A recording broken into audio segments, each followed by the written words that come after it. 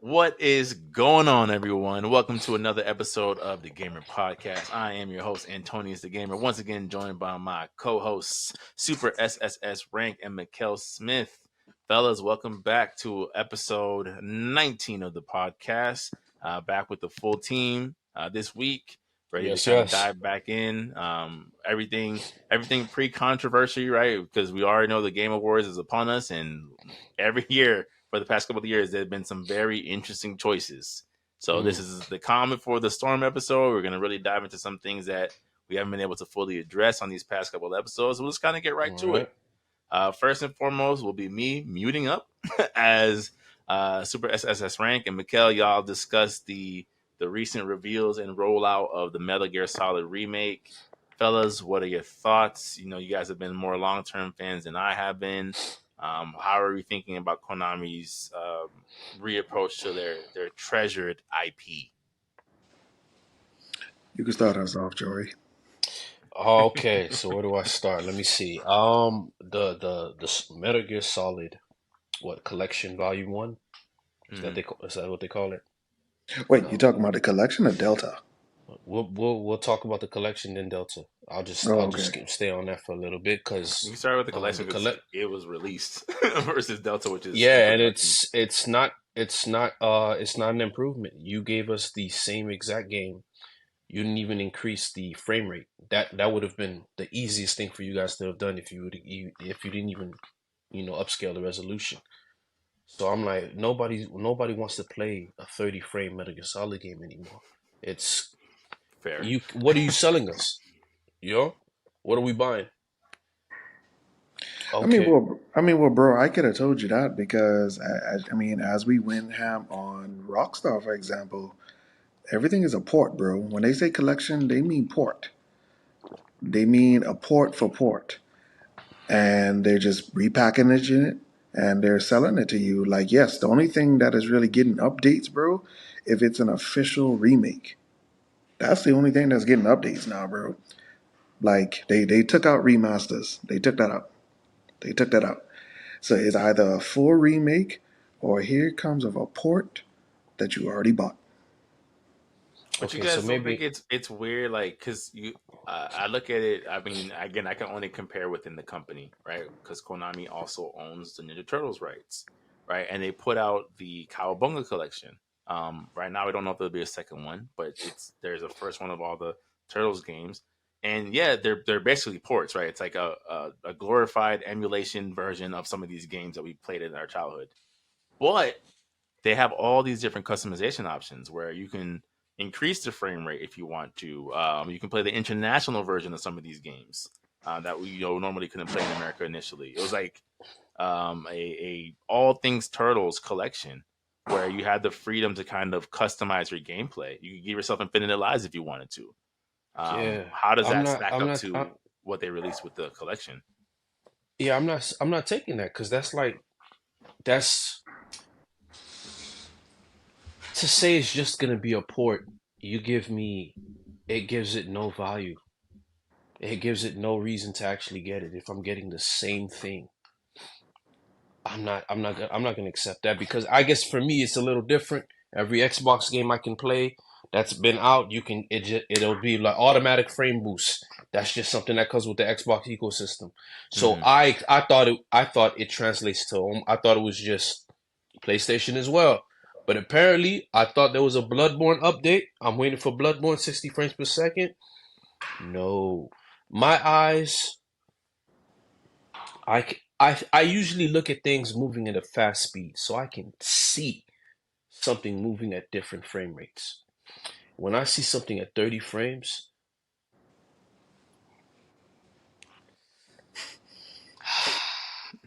it's it's the hardest thing in the world to endure, man. Yeah. Yeah, because to be honest, bro, like when I saw the announcement of the collection, that's what came to my mind too. It's like, well, you're obviously using a newer engine Mm-hmm. for, Metal Gear Solid 3 Delta. But if the other past games are not getting that treatment, why should I care?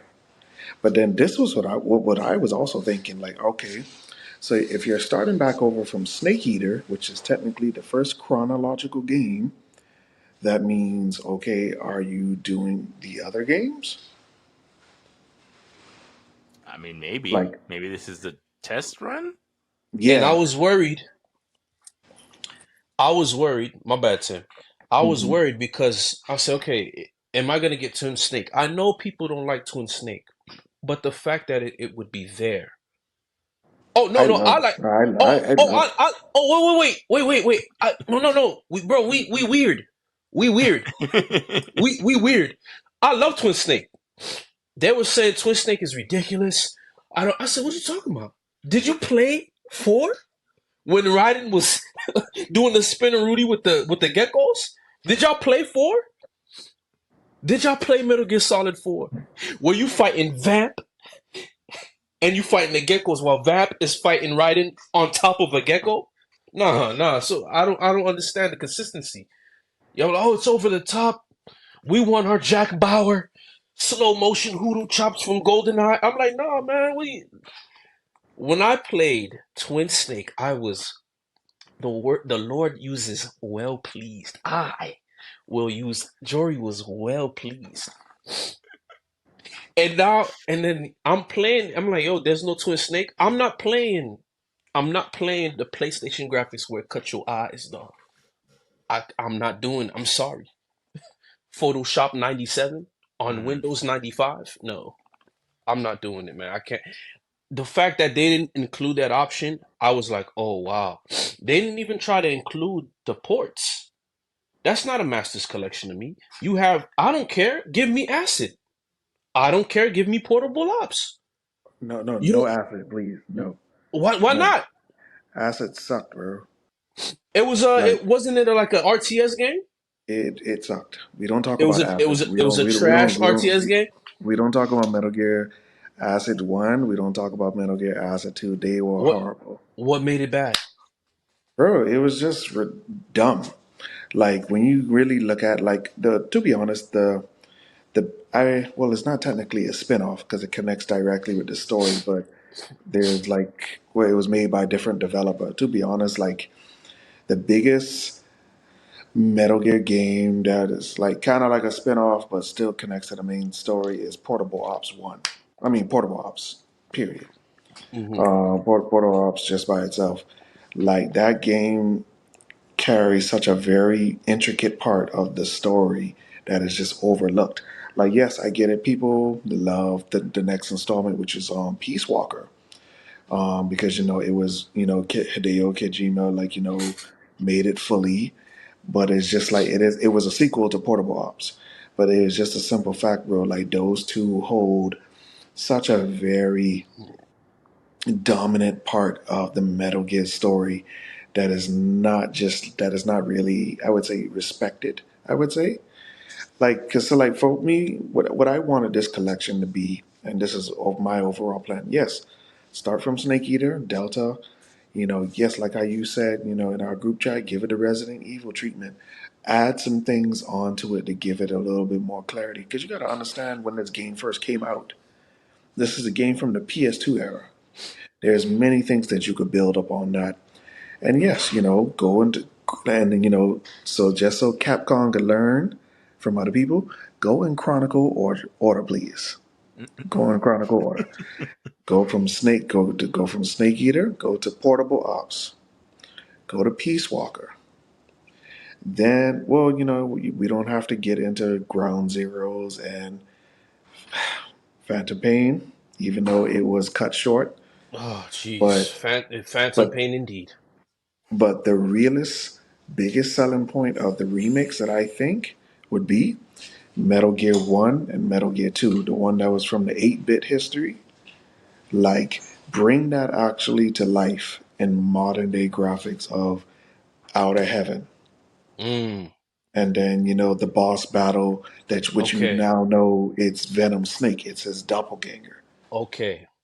You see, that point that you made there, when I got halfway through Metal Gear Solid 5, I thought that's what we were gonna run into. That was the purpose of us building the rigs in our Outer Heaven base. So when we would get infiltrated, I said, "Yo, what happens if we get infiltrated by Solid Snake?" That's what I thought this whole thing was. I said, "This is going to be the greatest game of all time for the setup that was taking place." Because you can and you didn't notice, but you can infiltrate my base, Yeah, but and I technically, could. no, sorry to cut you off, but technically Yeah, go. they did give us that, but it was just a hint. Because when you look at the true ending, you listen like Venom Snake is hearing a tape from Big Boss, basically saying thank you for building this legacy alongside me. And when you look at the writing on the record tape, it's the name of the mission that Solid Snake was given.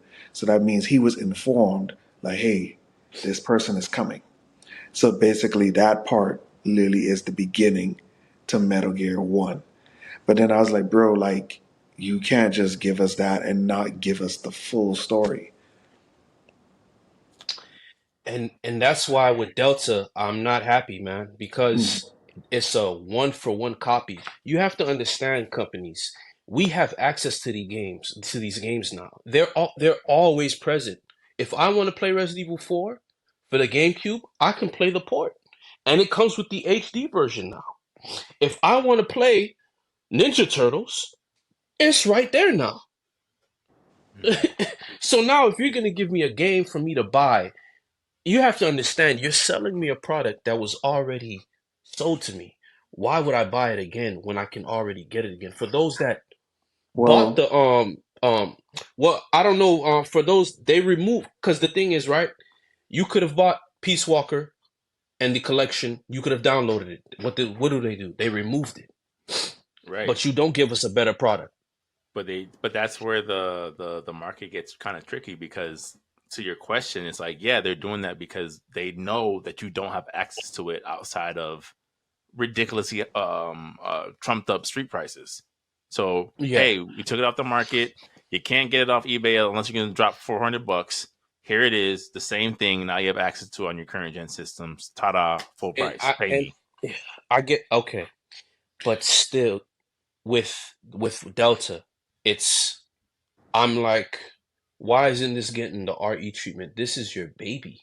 This is what propelled you to the next level. well, bro, Konami's been acting different ever since the whole fallout with Kojima. Because you remember the little Metal Gear Solid game that they released afterwards, where it was like Metal Gear Zombies, What PR thought that was gonna work? bro.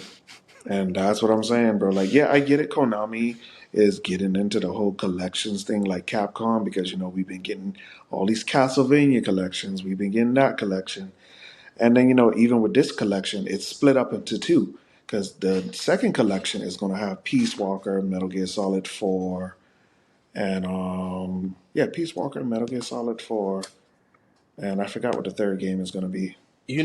I feel like the CEO of Konami is the CEO of Buddy from the main guy from RoboCop, because these decisions don't make any sense. The Well, actually, 80s cigar. Yeah, it does. that's It like, doesn't. It doesn't make sense. But then to Anthony's point, like how he made with Pokemon, if people are buying it, I don't have to do none of this. Yeah.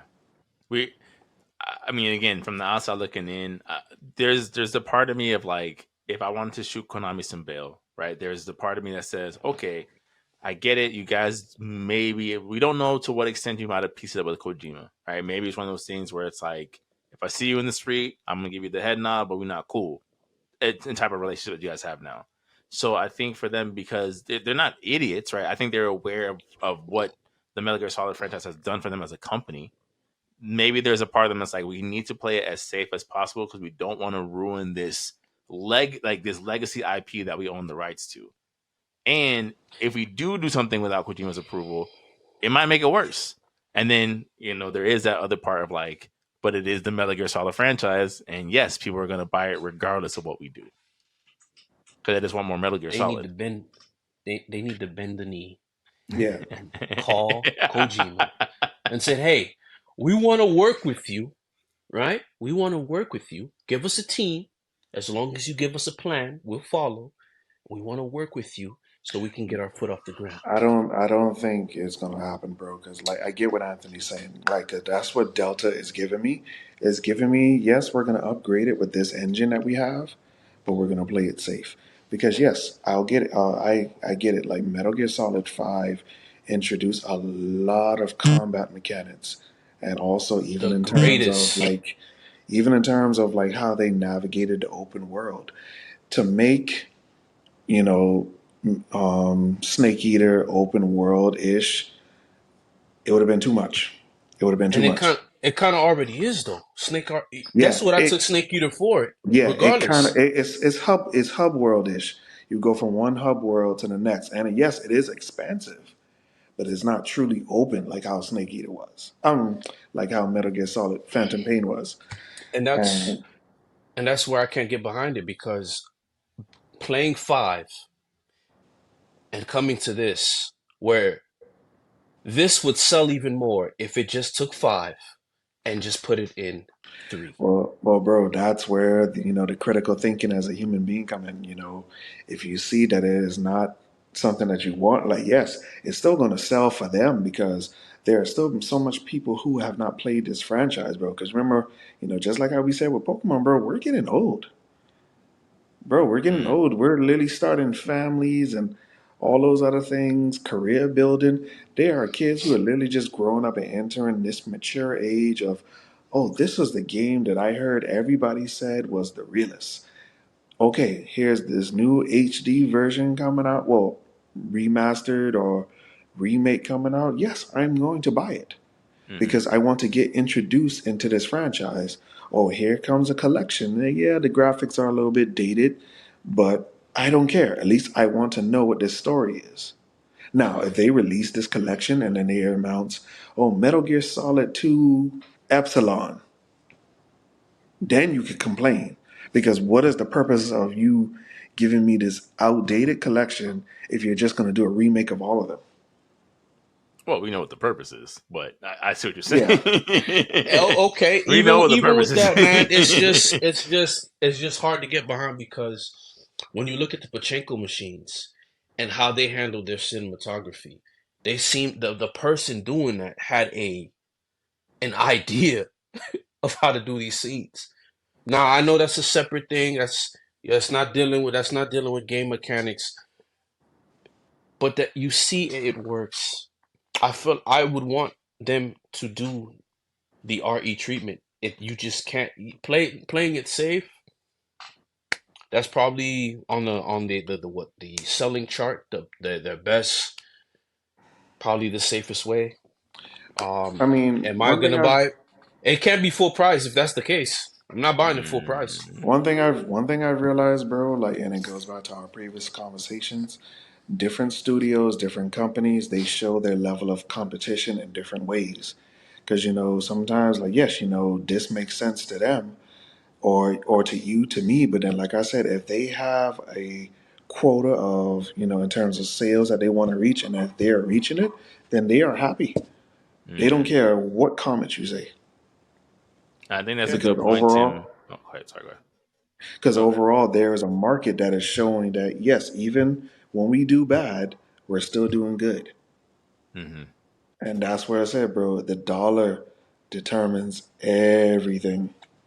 And yes, Yeah. this is a new generation. Oh, Oh, sorry about that. you Yeah, good? You this is a good? new generation, man. New. But So yeah, like I was gonna say go that's ahead. a good point because the thing that I find interesting and when it comes to some of these legacy Japanese companies, right, is like it looks like I talk a lot about on this podcast about the unspoken Japanese pride, right, and how they their pride can sometimes aid them in some ways and hold them back in some ways. And when you look at legacy acts like Capcom, like Konami, like Sega, recently it looks like Sega has been wanting some respect put on their name again. They're really seeming to look to want to try again with their IPs and really kind of like, yo, Sega's cranking out some quality. um, Whereas Konami, I do wonder, is it something where, yes, again, they have these really good IPs that they just have, and I wonder if there is this their soft attempt at the Sega approach of like, hey, we want to kind of remind people that we do have dope games, or is it just like we just want to make more money? You know, like that's the thing that it's hard for me to kind of determine with them. And I feel personally with this collections rollout is it's already setting up a bad taste for Delta. Mm. And I'm just gonna be real because now we're not in the atmosphere. We've already gotten Cyberpunk. We've gotten many other games I can mention that did not do the best redesign. We got the Resident Evil 4 because we got that Resident Evil 3. Mm-hmm. And if Delta does that, I just don't see and this collection is I don't think this collection is soaring in sales because of It doesn't seem that way, at least. Yeah. you know, because of what's happening. We're still in that environment to where everybody's waiting to see how you're going to treat their crown jewel. And if we see that this effort's being placed in, you're like, you know what? I just played Resident Evil 4, and they got the Ada Wong DLC was actually pretty phenomenal. He's coming off of that Resident Evil high. He knows that's Resident Evil 4. Why isn't this getting that treatment? This is not the same team that did 4. The creator of the original Resident Evil 4 is no longer with Konami. So this could be done. Mm. You get what I'm saying? And it could be done. And they did a great job. So it's you have to make sure you just find the people that can do it. Let's look at Spider-Man. Who thought we would have gotten the Spider-Man that we got? Or the God of War that we got? Yeah, or I was David gonna say, Jaffe's not there anymore. or even I was gonna say, Where there's a will, if you look at there's a Final way. Fantasy VII Remake, part of the reason why that works so well is they brought in fans of the original game, kids who grew up, got into game development, and was like, we would love to make the lore of this game that we grew up with even better. And look what it did. And for me, Konami, there's no way you see the Pachinko machine cutscenes and tell me that Inception is better than what we're getting in Delta. Yeah. You can't tell me because that seems to capture more of the modern feel between 5 and between 3, that and what 5 presented to us. So it's I that's why I can't accept it because I've seen too much. I've seen what people do when they care about a project. They wind up making it better. I've seen look at all these Dark Souls clowns. Now you got a game that I didn't even know was gonna come out of nowhere. These Dark Souls I said Dark Souls clowns, but clones. But the Lies of P also not inaccurate, but go on. Yeah. The Lies of P, I'm shocked. People are talking about a Game of the Year contender. Mm. I am shocked. You know? Because I played the demo and it was like, yo, this is actually flavorful compared to Lords of the Fallen. And these because I mean you can just stop, man, guys. Just stop copying. Just add a jump button. It's okay to do combos, man. It's okay. I'm not trying to the weight of the blade. I don't care, man. It's still I don't care. I guess, don't care. I guess before but back to Delta. Before we move on with Delta, is there anything that you guys feel like, say for example, if they were to take a creative risk with reintroducing Delta to the modern day masses, is there anything that you would be okay with them trying, even if it fails, just for the sake of innovation, or what would be the thing? Changing the terrain. Changing the terrain, making it open world, making it more of a. When I say open world, it could be. We say no, but we say no because we've seen the worst of. There are things we can find that we've played before that does it right. It doesn't have to be super massive. It could probably be. It could have value, right? So not too big, but more with the details. You can treat it like, because all you have to do is just treat it like it has dungeons. Because Metal Gear Solid, when you think about it, it's dungeons. When we play 2, when we play 4, just different terrain. Just treat it like a dungeon, like a Final Fantasy dungeon run. When you do with the military games, it's easier to do because they actually have formations. They have routes to run. They have you have things. What are those things that fly in the sky? Are they in part three? I don't think they're in three. But you got the dogs. The dogs can present a challenge. The jungle terrain, the alligators, the live animals there, the tree frogs. You can make this open world. When we say we don't like open world, it's because we've seen the worst of it. They can make this work. It's an empty world. That doesn't work. So we take that off. Don't make it empty. Make the AI functional. The AI from 5. Let's see if we could implement them in here. Well The then, movement that he. well Yeah, go ahead. Joy, we're still in the early phases of Delta, bro. We still haven't really seen what the environment actually does in terms Oh, of it's the the same. As soon as I seen it, it's the same. No, but Jory, you can't go based off that, bro. It was just a slideshow from one environment to the next, and he does like two-step movements. We didn't really actually see actual interaction. So on that aspect, you can't really say that it's still one for one. Now, the changes that I would like to see, I do feel we need more of, the player movements like Wood 5, like how Big Boss moved. I do feel that would add some good dynamic to it. But the other aspects of like the open world or the hub world, that's still fairly early, bro. We still have not really seen the fullness of what it It's is. they showed you in the trailer for Delta the most iconic levels. The bridge. The guy is still at the same spot in the original game. Okay, The tree hanging with the parachute. The tree is exactly same, okay, but just okay, rendered well. That's not yeah. good. That's a But no, 1-for-1. but you mentioned the alligators and stuff. You still haven't seen how that incorporates yet, bro. But Yeah, no, you. but what do you mean? If I'm getting the same board, if I'm playing the same, if I got the same Monopoly board, just with better graphics, do not pass go is 1, 2, 3, 4 squares away. But guess what? Somebody's gonna buy it, bro, and that's what I keep trying to tell you. Like, yes, you're angry about certain aspects, and yes, to a certain degree, I am too. But then the figure is this is still something new to somebody, which could be their crown jewel, and you Mm. got to understand that duality, bro. It's like yes, like I do want to see how the animals work because I do feel that would be a very big detail. Because you remember, or even the parts about where he used to get hurt, like your limbs, and you had to bandage yourself, and how do you kill animals for food? Like, yes, if those things are very, I would say, and I'll say it like this, very PS2, then yes, this is not a collection that I, as a legacy fan, don't care for, so I will pass Mm. it. But a newcomer is not going to give a fuck about that. And I'm sorry for this. But yeah, I mean, Censors. We got censors. It's fine. We record we live. we we'll agree to disagree, man. I mean, I see that. I see what you're saying, but then there's gonna be the echo of like, yo, it's not better than the first one. I don't care. It's not better than the first one. I don't care. It's not better than the first one. I don't care. It's not better than the first one. and that's going to be the duality, bro. That's simply All what right, it is. man.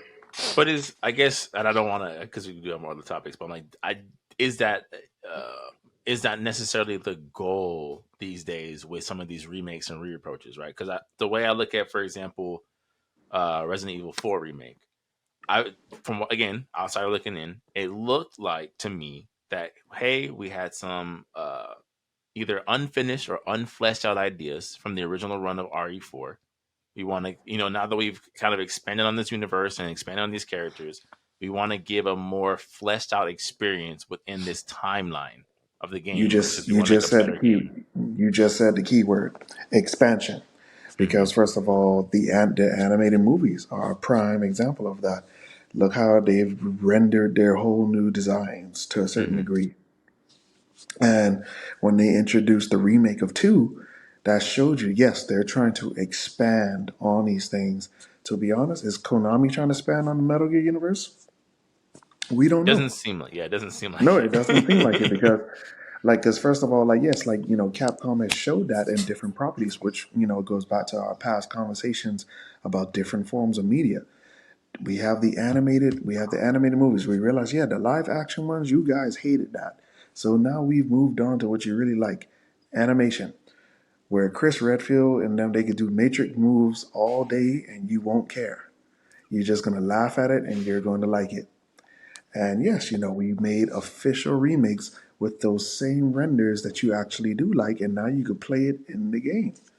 Mm. So yes, Yeah. like how you said, the expansion, the multiple medias. We haven't seen anything. Yes, we're still saying like, oh, Metal Gear Solid movie. Well, guess what, bro? That hasn't surfaced yet, so we don't even know what is fluff or not. It's done, bro. Yeah, It's, Yeah, with that, I didn't hear about and I that, but think the with that, it's like casting is it's the Kojima casting himself. is. I don't think the casting is the greatest, but nothing against Oscar Isaac, but We'll yeah. see. We'll see. The man can act. That's half. Sometimes that's half the battle. he just doesn't. He just doesn't look the part, man. I'd rather you hire Clint Eastwood's son. I don't know. Acting is half the battle. There's a reason why we love Yeah, Samuel Jackson and all those terrible movies he's been in. but Like that's the Dark Magician, man. Like you can't just say that. Like it's not gonna matter. yeah, I'm just saying. Like, I think sometimes, like, well, we won't get too off topic, but I think sometimes there is something to be said about the delivery of something. Of like, there's something endearing about Samuel on Snakes on the Plane. I can't put my finger on it. I can make my way to the movie when he's giving his monologues. I don't know. Or Deep I Blue don't know. Sea. Or Deep Blue Sea, or like Or just Deep something Blue about Sea. it. Yeah. Well, But yeah, okay. Well, obviously we'll be approaching this more in the future as we get more and more gameplay details of you know what to expect and what it's looking like or not looking like. When it comes to the Metal Gear, I was just I wanted to make sure you two guys were here to discuss what it's been looking like for you guys so far as Konami tries to put their foot back in the water of, hey, by the way, we make games too. Um, but moving on to the next topic. Speaking of games being made, fellas, there's been yet another in one of the again mostly widely accepted best gaming years in a while, and absolutely the best gaming year post COVID. Um, where we're now a multi-billion-dollar industry that we're looking at with video games, where Bungie has announced a round of layoffs, and they're just one of many companies this year who have laid off teams of people and groups of people, and they wake up to an email on Monday morning of, hey, we've decided to kind of go separate ways and things like that, and there's been the controversy of how they were let go and things of that nature. So a lot of the discourse we've been seeing online lately is how is it that the video game industry is making more money than it's ever been. It's probably on track to either equal or surpass the movie industry in terms of revenue. And there's just layoffs and layoffs and layoffs. And now you're starting to see some of the same arguments that we saw in the movie industry, where it's like, how is it that Disney is laying off so and such, but the CEO is bringing home this amount this year, right? You look at some of these companies, like this company laid off so and such, but they're netting, this amount. I didn't see any layoffs from the CEO down. No, everyone on that team is intact, right? So before we even kind of get into some of the intricacies of that, how do you guys feel about just the layoffs in general, whether it be for Bungie or otherwise? Like, what are your thoughts of what's been kind of echoing through the industry? It's the same thing as the movies. The corporations, the heads of the corporations, they're taking most of the proceeds, bro. That's Mm, what it is. It's that. It's that. It's that. It's just that Wolves of cycle. Wall Street, man. Yeah, it's yeah. just that. Yeah, it's that cycle of the world as you can really see it. That they're the ones basically. They're cannibalizing the poor.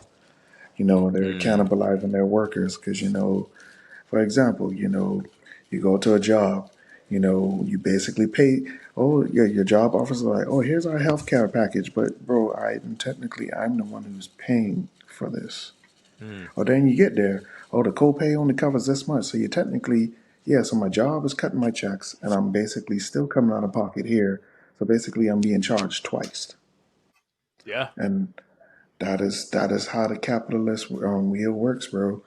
And It's very sad because I would have thought that more people's jobs would have been secure, especially as this digital future is being pushed. Hmm. Because now, games have much more longer longevity. So, yes, you do need the team on board. Look how many Destiny packs we've gotten and resold packages we've gotten. Sheesh. I was like, bro, they getting another expansion, bro? Like, look at Fortnite. Fortnite, for example, has done almost every crossover known to man right now, except for us. Yeah. Oh, Tim, Jory, and Anthony are in the game. Ah! Like, Ah! Hey, Yeah. I'll be a fan that day, boy. it's Oh it. my gosh, no, that's funny, bro. No, Yeah, but That's that's funny. that's basically the what it is, content creator bro. It's pack like, is coming. yeah, it's like you don't have to look far, bro. It's capitalism. It's Mm. capitalism. But that's the Yeah, thing. like That's the thing. I guess that has me confused. Of like you've seen how Tim, you made a great example of the cannibalization of we've seen the cannibalization of the music industry, right? Where music artists talking about how they're not making anything on music anymore, right? Because the labels and everything are eating up all the profits from the streams. You look at the film industry, where me as an actor and just actors in general, everyone's on strike. The writers just got off strike because these CEOs need their year end bonus, where we're all, the conversation about, oh, what is a stream worth really? Well, it's worth something because someone's clearing a pretty big check, everyone but us. And now it's like the thing that kind of like I have a hard time, I guess, coming to terms with is like it's not something where obviously things in history repeat themselves over and over. Everything's pretty cyclical, but it's like we're not too far. Like we're watching the active collapse of the film industry before our eyes every week. And it's like for the video game industry to now kind of have all this growth and then kind of repeat almost tactic for tactic these collapsing industries. It's like, why would you do that? Why? Like you said, you're probably the most digital proof market out of the three, and you're still incorporating these age old tactics that don't work when it it comes to companies. perhaps for me, I always believed it just comes down we got the wrong people in power, man. Mm, And I hate to sound that way because it just doesn't make any sense when you see when there's a creator involved like a Kojima, you see the turnaround, right? When there's a oh, go ahead, Tim. Jory has a very excellent point, and to compound on that is also, bro. They prey on people's survival, bro. Because yes, they could lay off as many people as they can today, but guess what you see tomorrow? That that job now open in sight for a new project, and guess how many people are gonna plunder that are gonna go run straight into that? mm. Thousands, At a lower because hiring they rate prey with less they benefits. pr- Mm. yeah they prey on that survival, Sheesh. man. It's like, and we all know it, guys. We've all had minimum wage jobs. We know it. We know it. They prey on that survival, bro, because they with in their mindset is like, well, I hold all the chips. You come in, you serve for an hour or two. This is what you get, or you put in the hours, and this is what your salary looks like. Because yes, cost of food, cost of living, cost of everything, and then that's what it's kind of like. Well, you don't have the startup to go make your own company, so where are you gonna go? And this is the field that you want, like especially like somebody like Jory, who's an artist. Jory's looking for work. Mm. Hmm. Anthony, you're looking for work. You're an actor. Both of you guys have the titles already. There's no degree for your titles. Like, no, you already have it. Mm. But then the thing about it is, you need work, and that's where like they feel they hold all the chips. Because like, yeah, you make a very point, bro. Yes, you are the most digital roof. Why are you doing this? It's greed, man. It's capitalism and greed.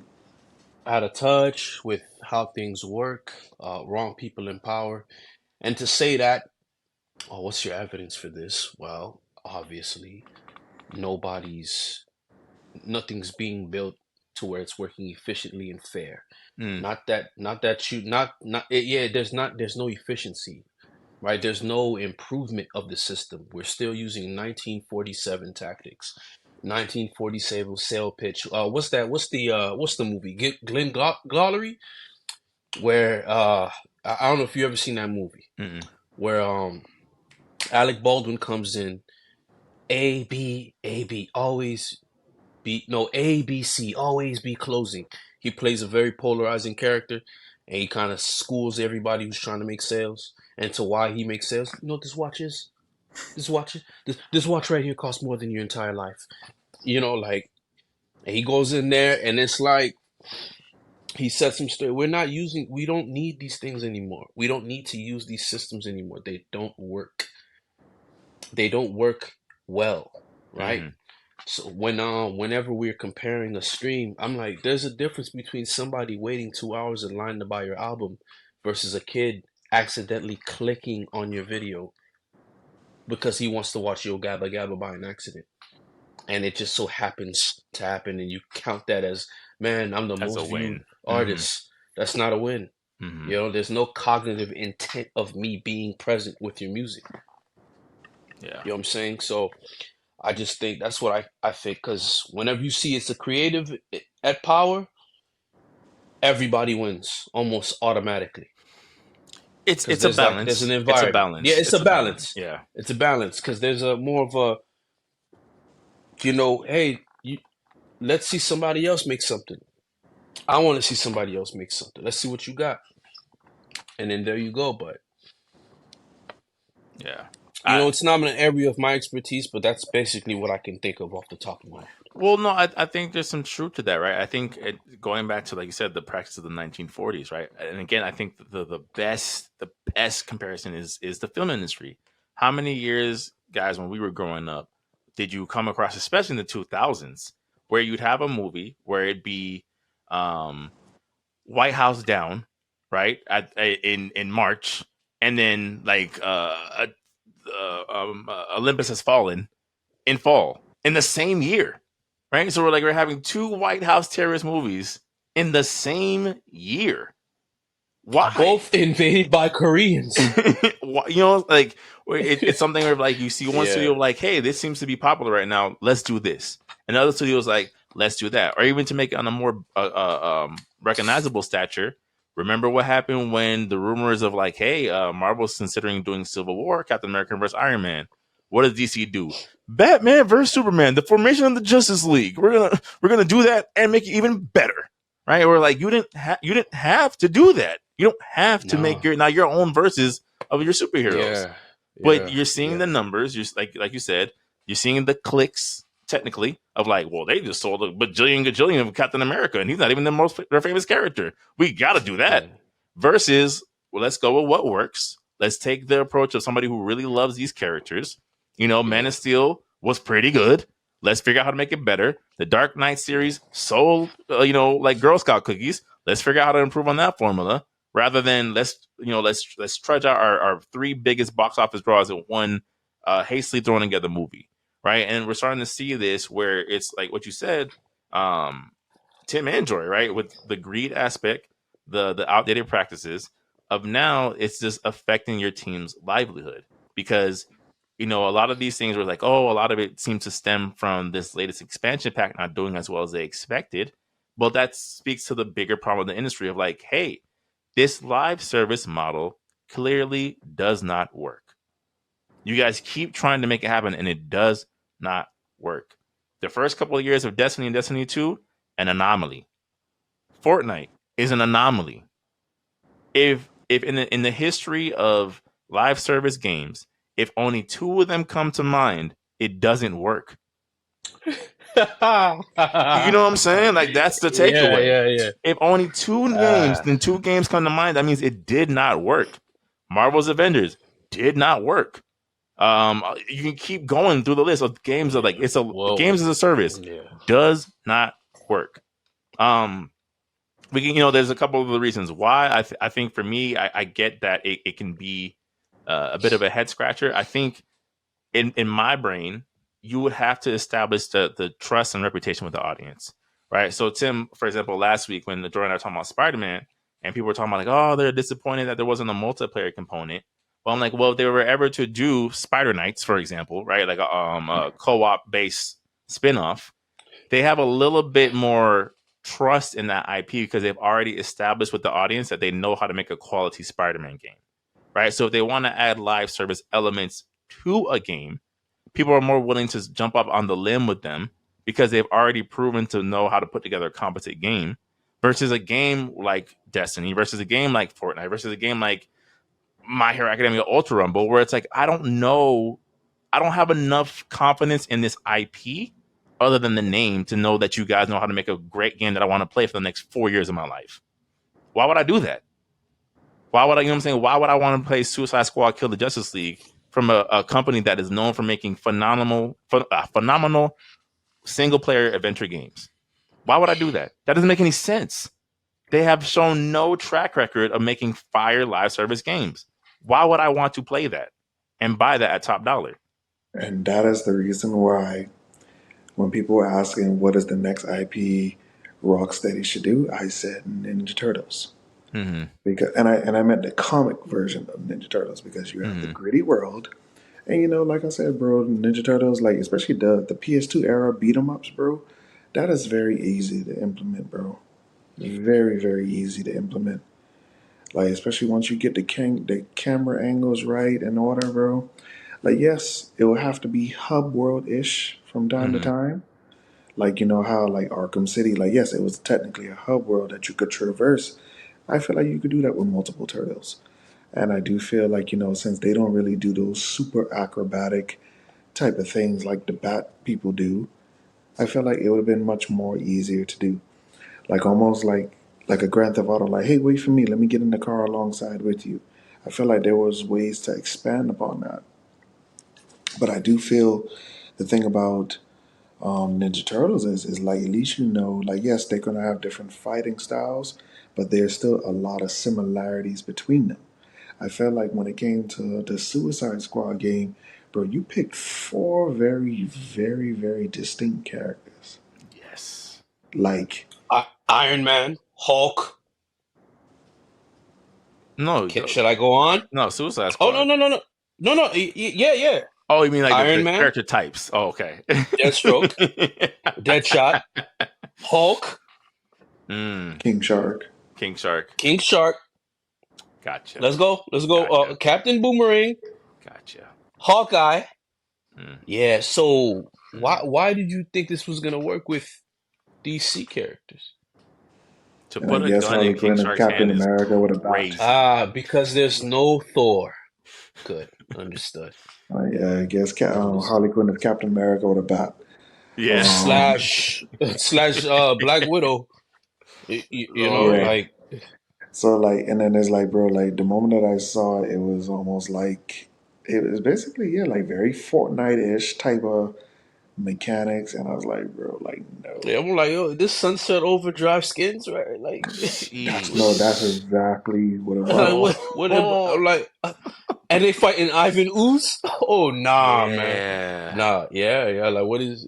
That's because yeah, no, but that's the whole, and that's my whole thing. I'm like, why again? We're seeing these things where in this year of gaming, right, where when a game is done well, completely devoid of live service elements, it flies off the shelves. Spider-Man 2 sold 2 million copies in 48 hours. An offline one-player game, 2 million copies. Tears of the Kingdom, flying off the shelves. Baldur's Gate 3 is rumored to win Game of the Year based off of it. It may not, but I'm just talking about in terms of like what's being offered. None of those games I just listed. Act. My point is none of those games are live service games, right? And they're selling. People can't wait to get in their hands. It's like it's almost like they want to find a way of like, well, what other way is there to make money besides just making a great game? It's like, just make a great game. People will buy it. Microtransactions, bro. That's the whole purpose of live service. Oh, skins, $5. But I feel like you can do microtransactions with games that sell well. And I think they're trying. Or am I naive? No, because all right. When it comes to single player games that do very, very well, then this is the formula: one story, one to three story expansions, and that's it. And then resell it as a complete edition. That's usually the formula. Because that's what happened with Spider-Man One. Oh, here's the season pass for the three story packs, and then they sold it off at again, and then they made the PS4 enhanced version where they changed some of the character models. Boom. Oh, and then for an extra surprise, oh, here's the prologue story for part two. That's not, but then it's technically with a whole new character that we're gonna sell you for Christmas. But it The worked. the standard, which they call standalone. Yes, Um, but it worked. Yeah, it It worked. I worked. think It worked. I think they want what MMOs get. Yes. That's what they want because Mm, like an MMO is an online service. It works. true. True. True. True. World of Warcraft dominated probably half of our lives. We didn't play it, but we seen it in every Game Informer magazine, every Xbox magazine, every Nintendo magazine. Even though, like, I'm exaggerating, but No, you're not though. it was there. No, you're We not. how many It was there. commercials did we see with World of Hmm. Warcraft? I hated that game, but I know all the characters. By I know default. that elf girl with the purple skin is an evil girl. I know that knight with the lion head is from this paladin class. I know without me trying to know. Hmm. And They then see that it works. Yeah. look, MMOs are starting to expand to other properties of media. Cause look at League of Legends with Arcane, bro. Arcane, I boohoo cried at the end of season one. Mm. Boohoo cried, bro. Like that was one of the most deepest animes that I've watched on Mm. Netflix. And yes, like Very and then and that's why a lot of them they're linking up with Netflix, they're linking up with Prime for these different properties, bro. But then like how George just said, they want to be like MMOs, bro. Because to be honest, bro, like I'm gonna call it now, bro. We're gonna get a Call of Duty anime very soon. Based off not of after what? 3. No, but I'm like based off what though? I mean, you're not wrong. You're probably right. I'm sure it's being greenlit somewhere, but I'm like, but how would that even work? Based off what? Modern Warfare 2 you know storyline? you can't the reason why it won't work because Metal Gear Solid is out there. And that's just me being extreme because Metal Gear's world is more interesting than and they tried to make an open world Metal Gear Solid, like not Metal Gear Solid, but Call of Duty like game. It was called Ghost Recon, But that's and it was trash. but that's Then good. they had what's the other game where everybody was out live games as a service where you had the little AK-47s. What was it? What was it called? In the Call of Duty franchise, Warzone. No, it was in Warzone. It's a third person shooter, PUBG? not PUBG. Mm. Live game, games as a service game. I can't Guns. recall. Yeah. Mm-mm. Yes, it's the game where you're in New York City and it's like run down New York City, but it's no zombies. It's just you versus other PMC factions, and you're trying to survive, get resources. And it was like a looter Haze. shooter. It was a Not Tom Haze. Clancy game. Either Tom Clancy. I The just said Division. Ghost Recon. The Divi- Division. Thank you. Mm.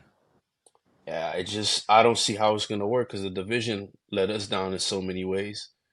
And then you have that, then you have I don't it's not gonna work. I don't see how it's gonna work. Mm. We get an anime, where's it gonna go? It's not gonna boost the sales of Metal Gear Call of Duty. Call of Duty because this Call of Duty run wasn't the greatest. I think It hasn't because been they great tried in to quite some time. If we're being and then you go to Modern Warfare, which is your greatest in the franchise, but don't do anything Modern Warfare like and expand on it. So I don't want to see Price's face. I don't want a movie game. mm. The I keep saying Metal Gear Solid. Call of Duty was so unique because you were drawn in because you stayed first person. You saw the characters you played in last mission as they helped you. The fact that they never allowed me to see their face kept me locked in the game, and it gave a uniqueness, a mysteriousness, a wanting to know these characters. The Mm. way they shot. That's why I believe Resident Evil 8 worked so well We never saw Ethan's face. Everything was done the way it was. That's why 7 worked so well. Everything was a personal shot, up close and personal. That's and it why 8 also did well. and it also increased the horror elements. Exactly. And for what you're doing with Call of Duty, it'll increase the action elements. But I think When they Ghosts, might have been out of yeah, ideas. I think we're starting to see a franchise that's and creatively that's what spent. happened. Yeah, But that's that what you get. Every year. mm-hmm.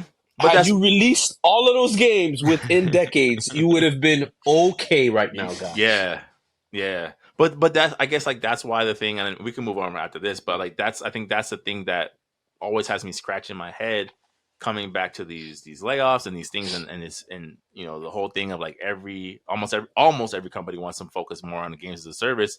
It's like you've seen it with these franchises that make millions upon millions.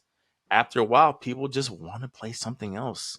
It's the natural desire of a gamer. It doesn't mean that the game is trash, right? I'm sure most of those Destiny 2 expansions are good for the genre they're in, but we've also been seeing that game since what, 2019?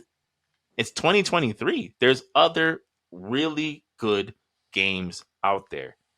It's a little almost egotistical to assume that I'm going to continue to play your game 5, 6, 7, 8 years in. I mean, you look at Xenoverse 2, they're scraping the bottom of that barrel of DLC characters. They don't know what to do. Oh man, but that's a freak audience, man. Well, the anime That's audience is just different, but you get what I'm saying. I'm like even in yeah. the anime audience, it's like, yo, can we get Xenoverse? Can we do some Xenoverse 3 Oh something? man, Because it's man. one of those things where it's just like at a certain point, it's like even though I enjoyed my time with this game, I need to move on.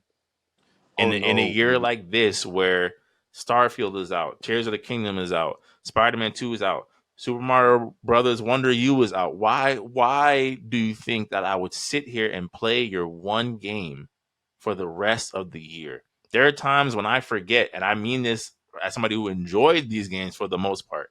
I forgot Jedi Survivor came out at this point. yeah, You know what I'm saying? yeah, That I like yeah. What? the idea of like, and it wasn't a bad game. It's like this idea of like, you think I'm gonna hold on to this game for And year you know what? 1, 2, and 3? Why? You, and then yeah, you're right. And then now that Alan Wake is waking up a whole nother storm, talking about this the Silent Hill we should have got, or the PT demo we should have got years ago. This is exactly what I wanted. Control was another phenomenal game that they Hmm. made. So they're like knocking it out of the park. And And as a now gamer, you're like, yeah, I want to yeah, go play that. yeah. I want to go play that. I just it's I think to kind of wrap this section part up, but like it's unfortunate to the people who've lost their jobs. I'm sure they're creative, talented people. Um, Thankfully, again, it is $1 billion industry. I'm sure their talents will carry them somewhere into ideally a even better position. We're all crossing our fingers that whoever decided to do all these creative things for Volition, please end up somewhere dope. Like there's certain things where like some of this reorganization within the industry, I think, can lead to an unexpected surprise. It's just unfortunate where again this is a entertainment industry that is thriving even in the midst of a recession, even in the midst of inflation like we've never seen, still turning up numbers. People putting their pennies together to go buy Spider-Man 2 day one. $70. It's $70 before $70 tax. before tax. So it's an industry where I'm like, you guys are still seeing profits when a lot of places aren't, and it's just I would hate to have another medium of entertainment that I enjoy so much slip away because of moronic or what seems to be moronic business practices. We don't want to have something where it's just like, well, you get one good game every good generation now because they can't monetize it or microtransaction, as Tim said. We don't want it. But speaking of microtransactions, segue. Mortal Kombat 1, fellas, gave us the Halloween pack, in which you could get a season based, in the spirit of Halloween, fatality for everybody for the low, affordable price of $12. How do we feel? Yeah, to be honest, I kind of felt like, yes, the rollout of characters was good, but I'm starting to feel like that was just it. Because now it's just the fullness of the game. It's really, I feel like I'm at the point where, like, yeah, I think I'll probably buy this after the first season DLC is out. Because, like, after what you showed me with the story, it's like, bro, like, Quan Chi and Ermac are in the game, bro. In the game. And yeah, the multi the yeah, I get it. It's by choice. You don't have to buy them. But it's like, but what makes you think that would slide? Yeah. And not only that, it's with something to me. I feel like with this particular announcement, it's like you have these things where right now Mortal Kombat 1 doesn't really have that many offline options. It's kind of in the maybe not as bad as Street Fighter 6, but kind of adjacent of like if you're not playing online, there's not much for you to do in this game. And Mortal Kombat, at least in these past generation cycles, have always been fairly good at having like, hey, if you don't want to hop online in the competitive scene, here's a list of offline content that you can do that's very enjoyable. And Mortal Kombat 1 seems a little bit more bare bones. And like you said, Tim, it's just like, okay, I don't see a full roster at Jump. I'm not seeing anything content wise that isn't related to more online fighting. What am I sticking around for unless I really just enjoy playing this game? I've even seen people start to walk back their takes about how much they were dishing on 11. I'm like, finally, my time has come. This hate was unwarranted. Yeah, bro. Yeah, so I mean, to be honest, even Street Fighter, like after what they did with that Ninja Turtle DLC, a lot of people are looking at Mortal Kombat and Street Fighter the same way. It's like, well, yeah, well, Street Fighter, your story wasn't really that good, but it's like, oh, but here's these Ninja Turtle costumes. Mm-hmm. For Oh yeah, $100. here's Rashid and Aki. Here's Rashid and Aki. Don't forget Ed and Akuma are on their way. Yeah, this is the second time we're paying for Ed and Akuma, by the way. Mm-hmm. Whoops, did we leak some concept art for some additional costume packs? Silly us. Like, oh boy, here we go. It's Street Fighter 4 all over again. For me, So uh, as much people gave heat, like, oh, Tekken just slowed down, but it looked like Tekken might be the most faithful. Which is, that's a compilation of like how that's a we've sick, completely yeah, 180'd our. 180, boy.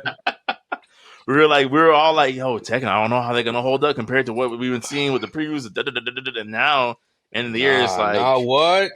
Right after that, them beta tests, them people, them Tekken players, yeah, yeah. And then we seen the leak for Tekken Force. there was a leak for Tekken Oh Force? man, yeah. Oh yeah, you see it? Nah. Oh, it's done. It's a wrap. It's a wrap. They Lars is doing his little pose. It's a wrap. It's a Hmm. wrap. These character drops that they dropped, but like back to before we even we go haywire. Um, the OCP president, that's the villain in RoboCop, is making these decisions, guys. Just accept it, man. Uh, just accept it, Well, because I mean, when I say just accept it, I mean like we know it's not Ed Boon's desire. Um, right, right.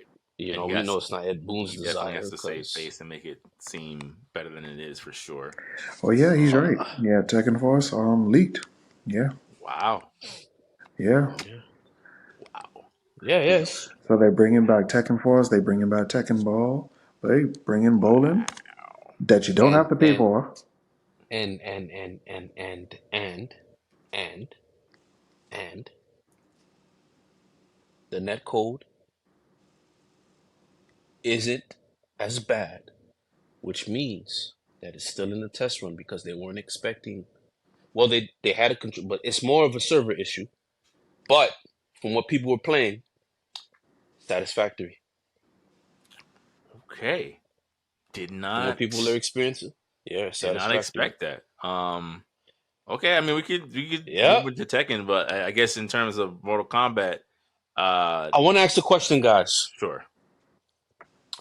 With all that we've been playing, I have to say that I feel like because of the overall endings of a lot of games and certain nonsensical decisions have hurt people's desire to get the game as soon as possible. Do you agree?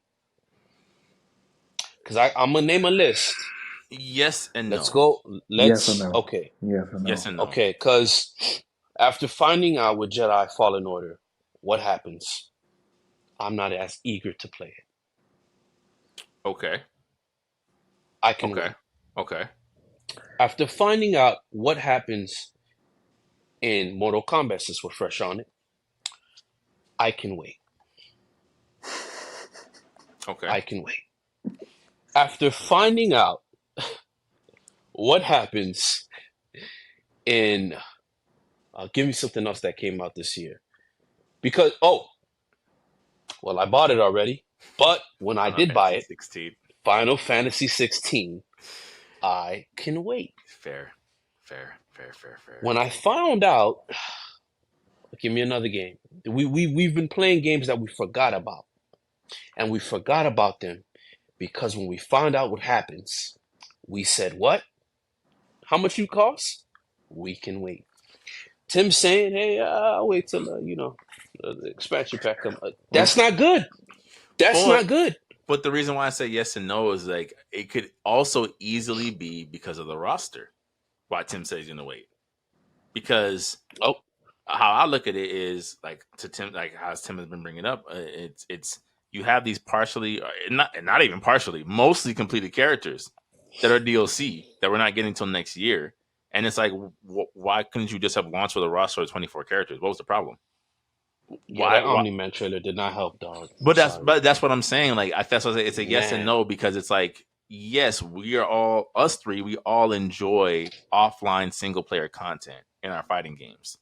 But at the end of the day, it is a fighting game, right? So that's the reason why we can enjoy Marvel vs. Capcom, even though there hasn't been a single storyline that's made sense in any of those games. Because it's a fighting game. We just enjoy playing as the characters. So for me, with Mortal Kombat, it was a roster issue. I even got Street Fighter 6 on a really good sale, and I'm like, I probably could have still waited, to be honest. 18 characters is not enough, yo. It's not. It's not. Not for. I mean, I didn't buy it for $70, but I can imagine buying it for $70 and being like, "This is not enough people." it's 50 for us. Mind you, bro. I didn't buy Street Fighter Five until the fourth DLC pack. Sheesh. Yeah, I mean, but that one. That one's a little, Well, yeah, five. look what Well, it five launched wasn't with, the Tim. greatest installment. That's five was Soul Calibur 5 You have to download the with story mode in that Patroclus. game. That's a Yeah, little. that story mode was kindergarten levels, man. Dog. oh, But the fall of Shadaloo.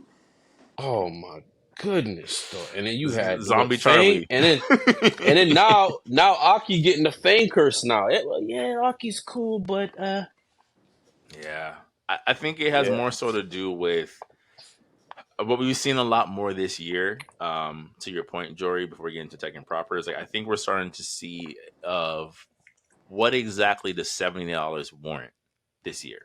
When I need to buy a game, a current gen game at full price, what am I paying for really? Because if I'm not having a satisfying story with a satisfying ending, if I'm not having a roster with characters that I want to play as all the time, if I'm not having something that makes me want to return to this game after a weekend, why am I buying this at full price? Like Tim said, I could yeah. wait. This is how I best could describe it, and I get people from our era to understand. Give us the full game like it's the PS2 and GameCube era. Those days are gone though, bro. You're Where Basically, we right. can unlock No, you're characters, right. You're absolutely creating right. replay value. but look what you just said. Yes, give us the full game like it's that era because guess what we got? It was many unlockables, reasonable unlockables, reasonable, but which also increased the replay value and also, of course, yes, there was a lot of offline modes that catered to you, bro. Hmm. Like Jory said it the other day, bro. Soul Calibur 2 And six is the best game that we've had since two. Hmm. Now with Soul Calibur, Hmm. Soul Calibur has, because of Victor only. The Victor helped me see so many realms of possibilities. But we have to think Noctis, because when Noctis was, I'm like, yo, why isn't he not in Soul Calibur? Right? You know, From how I saw well, clearly Noctis was a test run to the weapons-based combat in 8. Clearly, because everybody got the blick on them in 8. Just Yeah, yeah. No. Honestly, yes. Like hope the Godfist I can punch through a bullet. Because yeah. Tekken is definitely experimenting with like hybrid characters. Um, yeah, definitely. And then to be honest, I think that's going to be probably like the reverse of like characters for Soul Calibur, because like who's a prime example? Remember Heihachi for the PS2 for the PS2 version of Soul yeah. Calibur? Da da da da da da da da. And then look who we got for Soul Calibur 6. Noctis. Noctis and 2B. Like weapons well, not really 2B, but like yeah, Noctis. So I do feel like they're experimenting with And Negan. hybrid characters. Negan also was in the game. We can't forget about that. well, Bro. we can, because they're not going to Yeah. do that ever again. Oh no, but they just yeah, thank Yeah, goodness. that will never happen They gave again. it to Victor. They gave his moveset to Victor. Oh, my goodness, boy. Yeah, those TV I show don't know what crossovers that is, was. yeah, that will never happen again. How much did they pay? How much you gonna pay us to put him in this game? Right. Blank check, blank check, blank check sounds nice. Yeah. But with with Soul Calibur, I hope I'm staying on topic, guys. Let me know. Well, I feel like the Mortal Kombat thing is dead in the water. We can move on to. Yeah, Yeah, yeah. I mean, cause I was boy, like, like, I guess we don't care. All right, moving on. let's go to yeah. It's fine. It's Cause fine. the thing with this Mortal Kombat aesthetically, it had the greatest rollout probably of all time. Marketing and And PR now was. and we were like, man, yo, we just can't imagine anybody beating this game. And then now we get back the feedback. We see Tekken's building up crazy momentum, and it started slowly. Mm-hmm. They release who they released when the momentum was just about to die. They released. Raven. I feel like I was like, when they dropped that They Raven released trailer, Raven. When they that dropped the Raven one, trailer, I said, "Oh, and Ultra this Instinct Coffee Sipper. I was like, oh, this black man, oh. yeah, this black man in the game. Oh, okay." Then they dropped Feng Wei. After they dropped Feng Wei, the momentum was like, yeah, man, Tekken's starting to wrap up. It kept a steady flow of conversation. Then the beta network codes came out. Then the Victor trailer kind of like sealed the deal. Right now for the Tekken hype because of the codes. And now you can watch. I was watching a lot of the closed beta network test matches. They let you load it on I don't know. I feel like Victor's a little bit controversial. Not the right word. No, I don't he's think. okay. No, I'm in He's terms of okay. like Yeah. ramping up hype, right? Because I think, again, I think the Raven trailers were kind of like, oh snap, look at Black Naruto, right? Victor did something. But Victor did something. the thing is, like, between the trailers, we get into Victor, we also kind of got like, here's this like overview trailer. We're gonna briefly show Yoshimitsu, even though you've been waiting 8 months to make sure that he was in the game. Why is he in a clip? Like, and here's Chainsaw Hands girl. Oh, Okay, she's back. no, Oh, Devil Jin's a separate she- character. Ooh, She definitely deserves to be on that. Yeah, but they definitely deserve to be skimmed over, man. No, like, she did, but not yeah, no, Yoshimitsu. like, No. and then Steve Fox was in there too. I'm like, yo, how you just skipped over Steve like that, bro, man? Nah. Yeah, that's crazy. That was whack. That was Yeah. whack. Yeah, because like you bring us this big sword character, but it's like, but Yoshimitsu is right there. So we still not gonna see if he got an upgrade to his moveset. Because after what you did with Kunimitsu, Yoshimitsu can't be the same Yoshimitsu again. But now we kind of just have to wait and see. Like, because I even I see. because I even loved, the additions of what they made. Like, oh yes, Kuma's a Heihachi now, so Mm-hmm. yeah, because it makes sense. Oh, the bear he's been training with for years. Makes Knows sense. the Yes. yeah. So now you finally have a distinct moveset between him and Panda. Mm-hmm. Makes sense. Let now that's such a wasted slot because why show now that you show this panda? I'm furious now.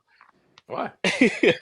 because Panda should have been in that slideshow with I don't care about no Panda. They should have been in that slideshow with Chainsaw Girl, She was. Alyssa. Yeah, Panda? Panda was Yeah. there. Didn't Panda have her own trailer? Mm-mm. No. Oh, Mm-mm. okay. Oh, Mm-mm. thank goodness. Nobody Oh, wants okay, a about Panda to Mm-mm. say. trailer, bro. Yeah, about to say that's what I'm Yeah, saying. yeah. Oh I was yeah. Okay. would you prefer the Velociraptor with the boxing gloves, bro? Like, I'm lost here. Like, Oh no, guys. Let's keep it grounded here, man. Uh, boy, Tekken wild, man. yeah. His name is Alex. Yeah, there's certain Alex. things we should probably just kind Yeah. of avoid approaching again. Whatever happened to Mokujin? It's fine. It's fine. Yeah, come on, yeah. Keep Mogujin right there, It's Brody. fine. We don't Uh, need to know what happened.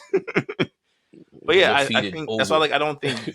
Again, I don't think Victor killed any of the hype. I just don't think it was the spark in terms of other than that stage. That stage looks amazing. I don't I think it think was it like did. oh man. I think it rose it up just a little bit higher because he was fresh. And not only that, he was well designed. The design hit just like Leroy Smith.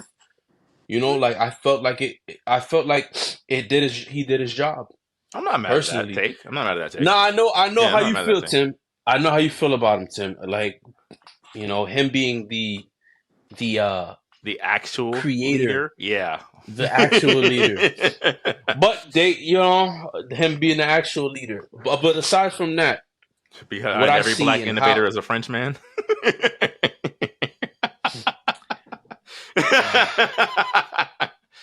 It wouldn't be yeah, okay, Django well without Leonardo DiCaprio's character.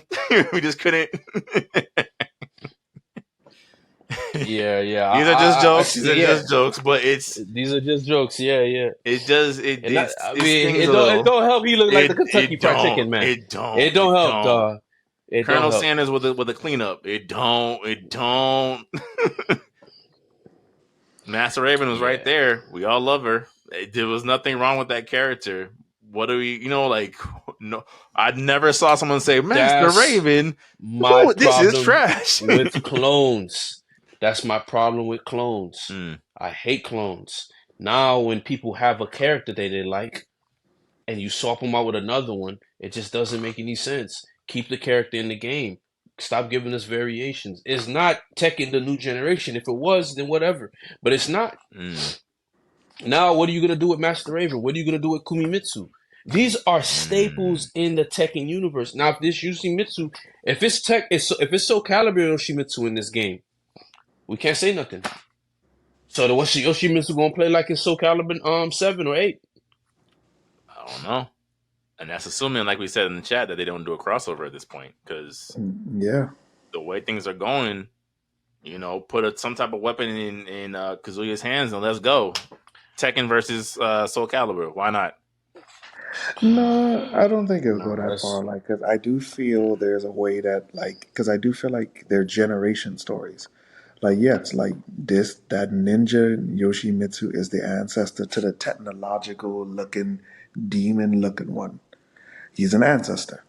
And, like, to be honest, like, Mitsurugi always gave me Mishima vibes. Like, he's like the main character, but not really the main character. But then the story is someone lingering around him. And it's just like you never know. And then even what they did with Keelik when they gave him that evil right Ryu mode and stuff like that. All like, oh yeah, Yeah, that was. that kind of does look like Soul Edge with a mix of Devil Gene or okay. Yeah, yes. We Very, talked about this very in the Devil chat. Gene. Very Devil We Gene. talked about this in the chat, Tim. We talked about this in the chat. Soul Calibur needs to pull from, in my opinion, from some of the best things that happened to it. That's Soul Calibur 2, which 6 did correctly, and 3. The reason why I say 3, because the reason why Soul Calibur needs more of a budget, man, and it needs to have. If you're gonna give us this, give us Soul Calibur should focus on the story heavily. I'm sorry, there's no way around it. You have to, because it's a good world. Yeah, it It's is. a great world. Yeah, I can agree with that. It's an amazing world, Mm. and Interesting because it's character such designs, so on and so forth. because it's such an amazing world, there's no reason for us not to get cutscenes. We deserve it. It deserves a Mortal Kombat treatment. That's why nobody's playing the game. You can't give me no anime RPG vibes where I'm looking at drawings talk for 30 minutes. No, it doesn't work. I still have yet to complete that Tales of the Soul in Soul Calibur 6. I That's true. stopped at Geralt. I never finished. Yeah, I never finished it either. You Actually, don't see anybody playing that story mode. I yeah. had to search YouTube to see I everybody who finished. completed I it. finished it. Okay. Oh, okay. Well, yeah, as well. Where does he come from? Who is Agor? From Five? Like, who is these guys? This guy came out of nowhere, and you find out he created Soul Calibur.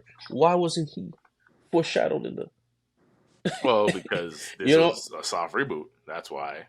That's the Oh, reality of okay. it. Like And then retcon, retcon But time. yeah, see, like and so. that's where I said, like, due to this soft reboot, there's a way that maybe the Soul Calibur or the Soul Edge could be the predecessors to the Devil Gene and the Angel character. Because remember, there was an Angel character in Tekken where before Kazuya got fully taken over by his Devil Gene, there was an Angel character who was trying to bring him back. And the only time they ever brought that character back was when, it was technically a spinoff, the Tekken Tag modes. So I do feel, yes, maybe this is a good way to tie those in. Like, it's an ancestry game. Oh, because remember, we still don't know Mitsurugi's last name. He's a whole Ronin, whatever, but we don't know the man's last name. But yeah, Yo, but if his last name is Mishima, that's gonna be crazy. Yeah, it yeah. will make sense. There's a way they can make sense out this story, bro. You're right. I ain't gonna lie, There that's there fire. That's there A1. there's a way that we could then, and let's just say, like, for example, Taki. Taki could be an ancestor to Kunimitsu, and then her interactions with Yoshimitsu and the Majin clan and stuff like that. Like, yes, like Soul Calibur has more of like a East Asian, Euro-Asia type of story, which is cool and all. But like they have hinted, like, yeah, some of these characters might be ancestors to these people. Because there has to be a reason why Yoshimitsu has been the crossover character. Well, I can't even say he's Like the go to. the staple and crossover character for years. Yeah. That would be a nice twist. That He's would be a Yeah. nice twist.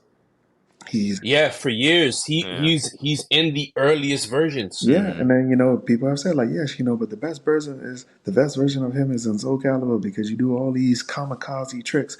He was like, yeah, but then connect that story, bro. Connect it. Yeah, man.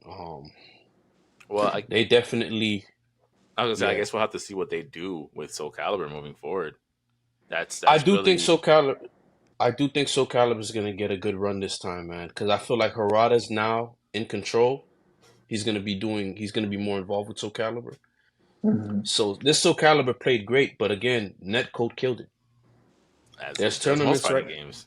To be honest, Yeah, bro, and I'll be honest with you, I don't think this is going to be the best year for guest characters. I feel like they peaked that last round. the I don't, greatest guest I Yeah, character don't, lineup yeah. I could have you could have ever asked for. yeah, because You have, and that's I'm like, if you're gonna invest in these characters and give us something this way, why is there no good netcode? We have Hamaru. I mean, oh my gosh, bro, that's answered prayer. Then you have Geralt of Rivia. which they kind of nerfed him. Yeah, They nerfed They him. they They had nerfed him, to. but yeah, they They they had nerfed to. him. What you mean? No, because honestly, Jory, before I met you, there was days I was texting Anthony like, "Yo, I just saw a tournament footage of 2B. The person slaughtered the player within like probably like less than 10 seconds. Like all I Yeah. saw was a flash of swords and the person was dead. And some of these characters they have to. If we're come on now, if we were to be practical, Noctis was solo most of the Tekken cast by himself without anybody who doesn't have supernatural powers or is an android. Let's be for real. The man can summon blades. They have to nerf some of these characters. Oh man, like that was the best guest characters ever. I mean, some of the guest characters were questionable, going from 4 to like why am I fighting Darth Vader and Yeah, Yoda? just, four just was That nah, come on. eh, And then it's and then the apprentice. they're just having fun. I don't think there's anything wrong with the wonky guest character every now and then. I'm not. I've never Yeah, been opposed to like here's something you just would not expect because we just had a blast. Like, yeah, yeah. okay. Uh, Again, I don't yeah, have to buy them. Okay. yeah, yeah. But yeah, with the next Soul Calibur lineup, man, they need to give a mode to where there's no ring outs, to where you can have like a dead or alive uh stage change. There's no reason why this game doesn't deserve. If you're gonna go with fighting games, make your fighting games pop. I think they will. That's I all I'm think saying. I think Tim's idea from the previous podcast where it's like just have day and night cycles throughout the rounds. I think there's going to be some modern upticks in the next Soul Calibur that just it's just the natural progression of things. Of like, no, I do not want to fight on the waterfall morning, night, and evening as three separate stages. Because if I'm Just gonna be honest, there's some stages from every Soul Calibur game that I'm like, why didn't this game make it back? Why didn't this stage make it back? Because yeah. it was amazing, and that game mode Soul Calibur had, those were some the Weapon Master Journey. Oh man, that was some of the most fun I've ever had, I and they think kind of treated it. I think they will. I think they. They can. I think the Soul Calibur 6 was enough of a positive reception that they feel maybe a little bit more encouraged. Like I said to you guys in the group chat, it just depends on how they look at it. Like I think they're not it kind of gives the vibe that maybe they're not entirely sure that the interest is still there. But it obviously is. Like you said, the things that killed the game was not the roster, was not the gameplay.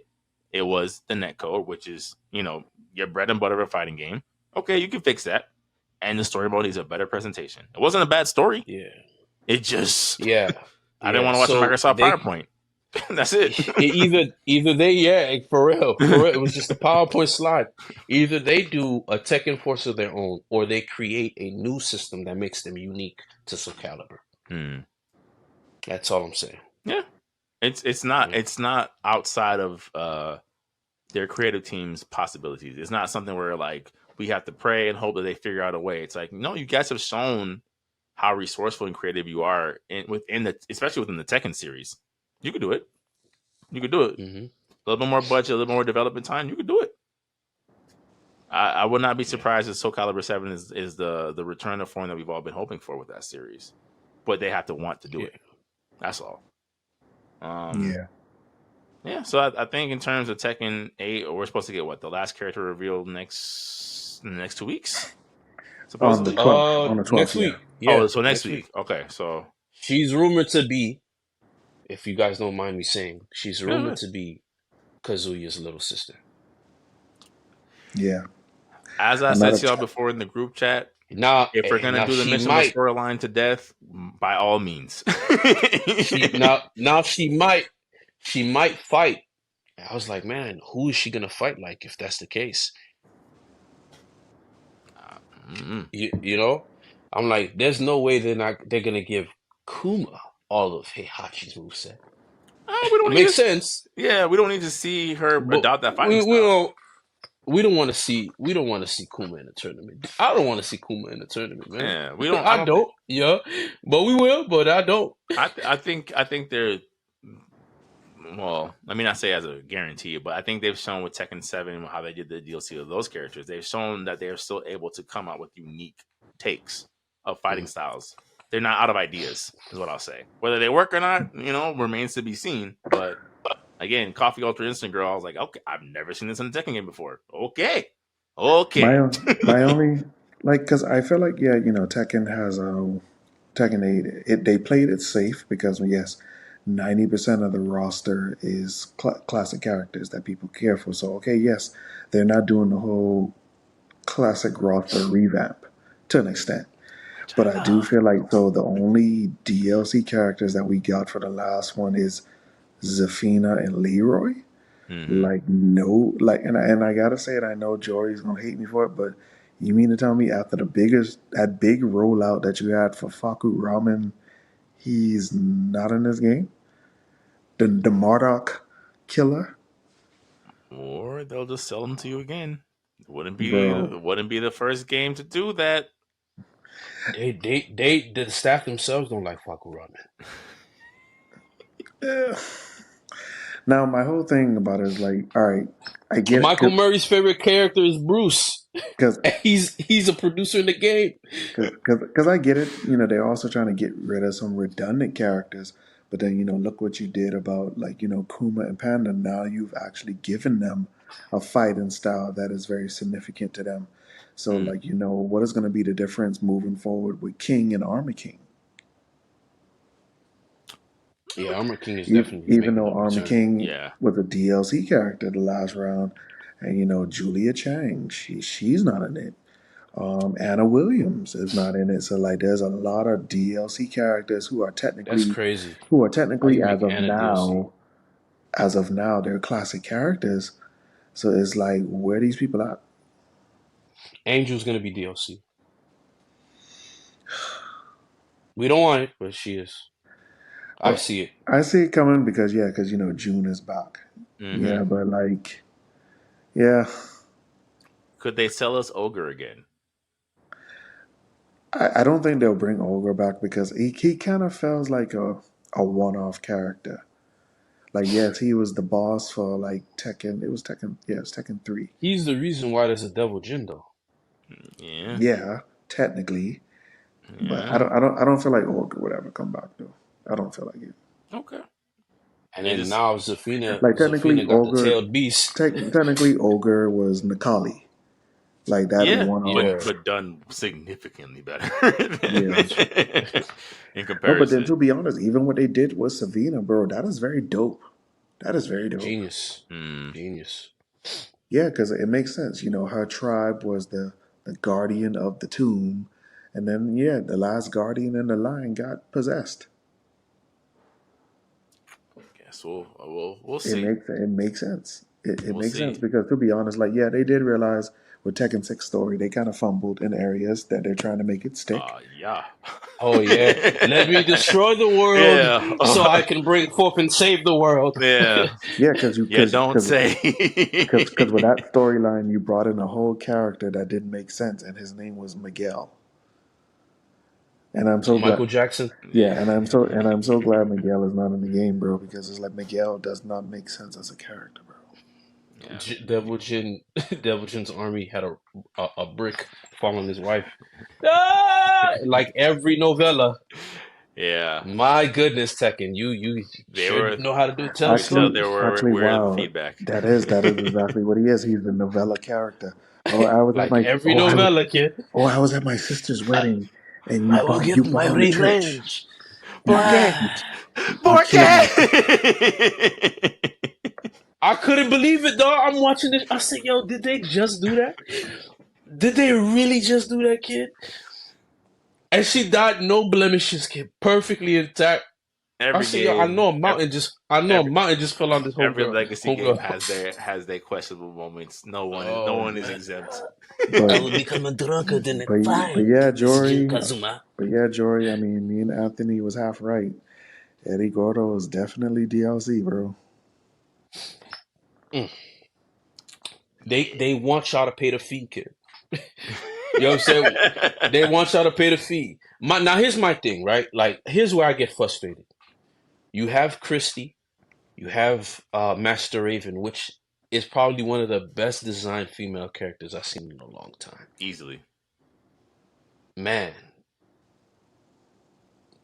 They got the braids, Fire. the dreads and braids right before the technology even caught up. So, Oh, man, fire. And I'm like, you got such a cool character, and y'all just. So what are you guys gonna do? Are we gonna alternate? Don't do that. Don't have us alternate different games, man. Just give us what we want, man. How's she gonna play? How's she gonna fight like? Are we gonna have all three three lineage warriors in the game? Well, I'm down for it, That right? might Because be their angle. you already gave Yoshimitsu his team. Because Yoshimitsu's connected to Raven. Raven's connected somehow to Raven and Yoshimitsu got their little peaceful scrimmage. Kimimitsu got her scrimmage with Yoshimitsu. Who else? Uh, then you got man, it's just very frustrating, man. Because it's like now that Raven is significantly more Raven than we've ever seen him before. Yeah, Mm. His statement is witness the results of my training. yeah, yeah, I'm just frustrated. I'm like, man, why y'all doing this, yeah. man? And then now Christy Montero's back, but when we get Eddie Gordo, we don't. Who's needs a Christy? Unless she gonna play significantly different form of capoeira. Which I is don't know. Well, it's possible. she was always more faster to me. Mm, mm. She was just more faster, and that was it. Like her startup, That's like with the kicks, was way that's not faster enough. than Eddie. It just needs So some That's not refinement. It's like anything else. It's like when we were talking last week about the Spider-Man. It's like you don't need to make them drastically different, but they don't need to mirror each other. Give me some key okay. reasons why I would pick this one over this character, even though they have similar movesets. Maybe Okay. Eddie Gordo can go into longer combos. It doesn't have to be a night and day difference of a similar fighting style for it to be good. There's a reason why Ryu and Ken has stood the test of time.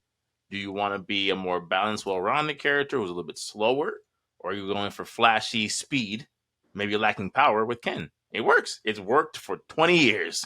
Like it's the minute details of fighting game characters, to me at least, that kind of make them, why you want to go pick them over somebody else, in my opinion. Okay. But to move into the anime segment portion of the podcast for wrap up for the night, there's been a couple of significant things that have happened over the past week since we've recorded. The biggest one being Attack on Titan finally coming to an end in the anime. No more final season part 2.5 director's cut movie edition, but revised colors. If we didn't get any more confusing than it already was, they dropped it over the weekend.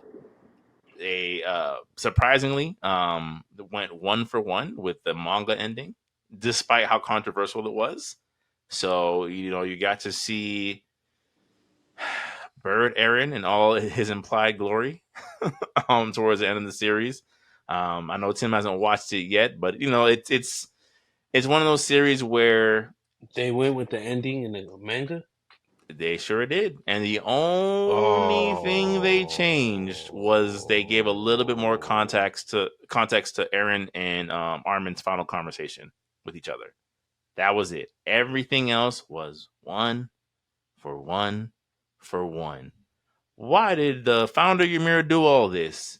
She was in love with her slave master. Okay. Why did Aaron do all this? He was confused and didn't see any other way out. Okay. How was Armin able to get into the paths? Because, okay, who is this giant prehistoric creature that caused the entire Eldian lineage to go down this path? Who knows? Okay.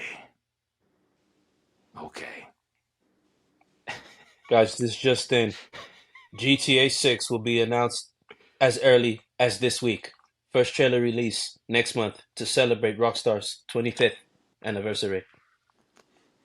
yeah, I just saw Well, that tweet too. yeah, we'll get into that a little bit more towards the Game Awards podcast Yeah. recording. Well, actually, Anthony, I apologize. The Game Hmm. Award nominees is next week, Monday the 13th. Yeah, Okay. the actual award Yeah. is still in December. My bad. Gotcha. Yeah, let's see. Let's see what the trailer. That's all I'll say for right now. We can approach it again in depth. We can do a GTA focused podcast if y'all want to next time. But I want to see a trailer first because Rockstar has made some Man, very questionable decisions over the past couple of years, to say the least. what's the story gonna But be about, man? mhm. But yeah, Attack on Titan. It's Jory's mentioned it before. It definitely was one of those landmark animes and manga series for us as adults, where as we transition to different parts of our lives, and other than the nostalgia aspects of the Dragon Ball Z's and the Yu Yu Hakusho's, here was a series that you could follow along with, that had very mature themes, that was not afraid to kill a character. Boy, if you wanted the anime version of Game of Thrones, look no further than Attack on Titan. Hey, is this your favorite character? Ooh, well, I've got news for you. They will not be reprising their role in the upcoming season, because they have died a gruesome and unforgettable death for the sake of plot. But yeah, Tim, I know you don't have much to say on this segment because you haven't watched it yet. Jory, now that we can all talk freely about how the series played out, how did Attack on Titan sit with you in terms of impact, ending? It's like all that back to again to what I said. Do you guys feel like the outcome of these property storylines have helped your interest and you staying interested? Hmm. Um, Because I've seen people defend the ending. For years I've seen people defend the ending of, like, this is kind of the nature of humanity. People don't really shy away from war. The idea of actual wanting peace is an illusion that people say because it makes them feel better, right? This was the only outcome for Eren because Eren did not have the nature or the agency to do anything other than destroy. He was a disruptor, not an innovator. Um, like, there's these things that people like. I'm like, I see why the defense is presented. It's kind of like, obviously they're two different types of series, but it's like, again, I always look at Naruto, right? If you ever go back to kind of rewatch some of the first episodes, if you told me this story about ninjas would end up being about alien reincarnations, I would have said you're crazy. How? Where does aliens even play into this? But that's how it ended. So when you get to Attack on Titan, when you look at these people who look like they're in the 1600s, trying to figure out why these man-looking things are eating them alive, and you told me it was because there was another nation that was trying to wipe them out and using their own people against them, and the main character could technically time travel, and there was a world between worlds where everyone of the same race were connected, I would have been like, I think I'll pass. You know what I'm saying? I think I'll boy, pass. oh man, there's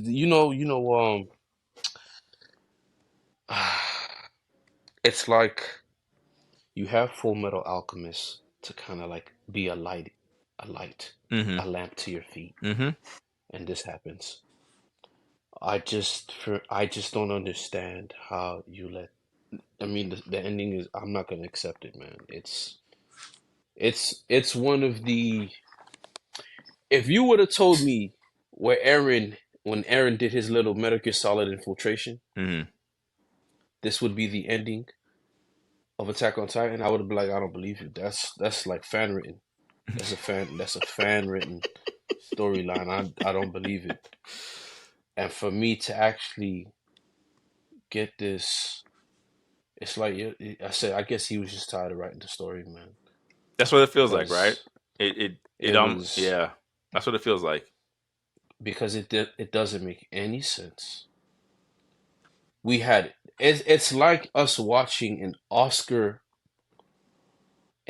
nominee like Leonardo DiCaprio, then start at the ending scenes of the most powerful moment of the film, he turns into a character from A Living Color. Mm, okay. Yeah, I mean, yeah. It's man. I don't want All Thanos to. said it himself. All that for a drop of blood. What do you? I'm gonna ask two questions. What do you think about the implied metaphor that humanity doesn't really have free will. We're a slave to destiny. Because that essentially is the implication of the ending of like Aaron was free to follow the path that was carved out for him already. As Harvey Birdman, that's his destiny. That does not speak volumes to me, brother. That is crazy. Okay. The So ending so of was humanity it the is for me execution? to turn into an animorph? Well, it's implied. It's not a for sure thing that he becomes a bird. It's just implied because birds are a symbol of freedom. He doesn't literally become a bird. It's symbolic. To make it symbolic means that it is. For that one instance, it is. I can't like this is an inception, man. This is not the little whatever you call that thing spinning his device. That's what this is doing to me, man. Yeah. I didn't come here for that, man. The ambiguous implications is not And what it's not powerful. Yeah. It's not powerful. It's not powerful. Yeah. It's not like yo. Listen, if Christopher Nolan wrote this film, I would have had an ending that I could be like, you know what, maybe.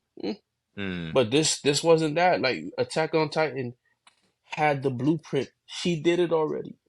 Not to say it had to end this way, but you had a way to have it end. Mm-hmm. All that for a drop of blood. All that for a drop of blood. And then my second question before we move on to our next anime topic is, what's the worst ending between this or Death Note?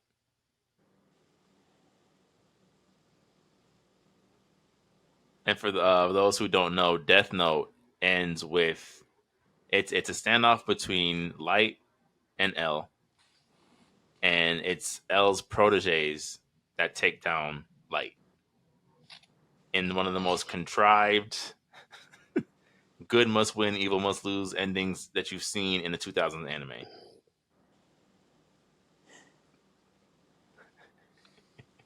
Attack on Titan has a worse ending than Death Note? I don't know if I could agree with that one. I don't know if I could agree with that one. I don't want to believe you, Ant-Man. I don't want to go back into that era. Okay?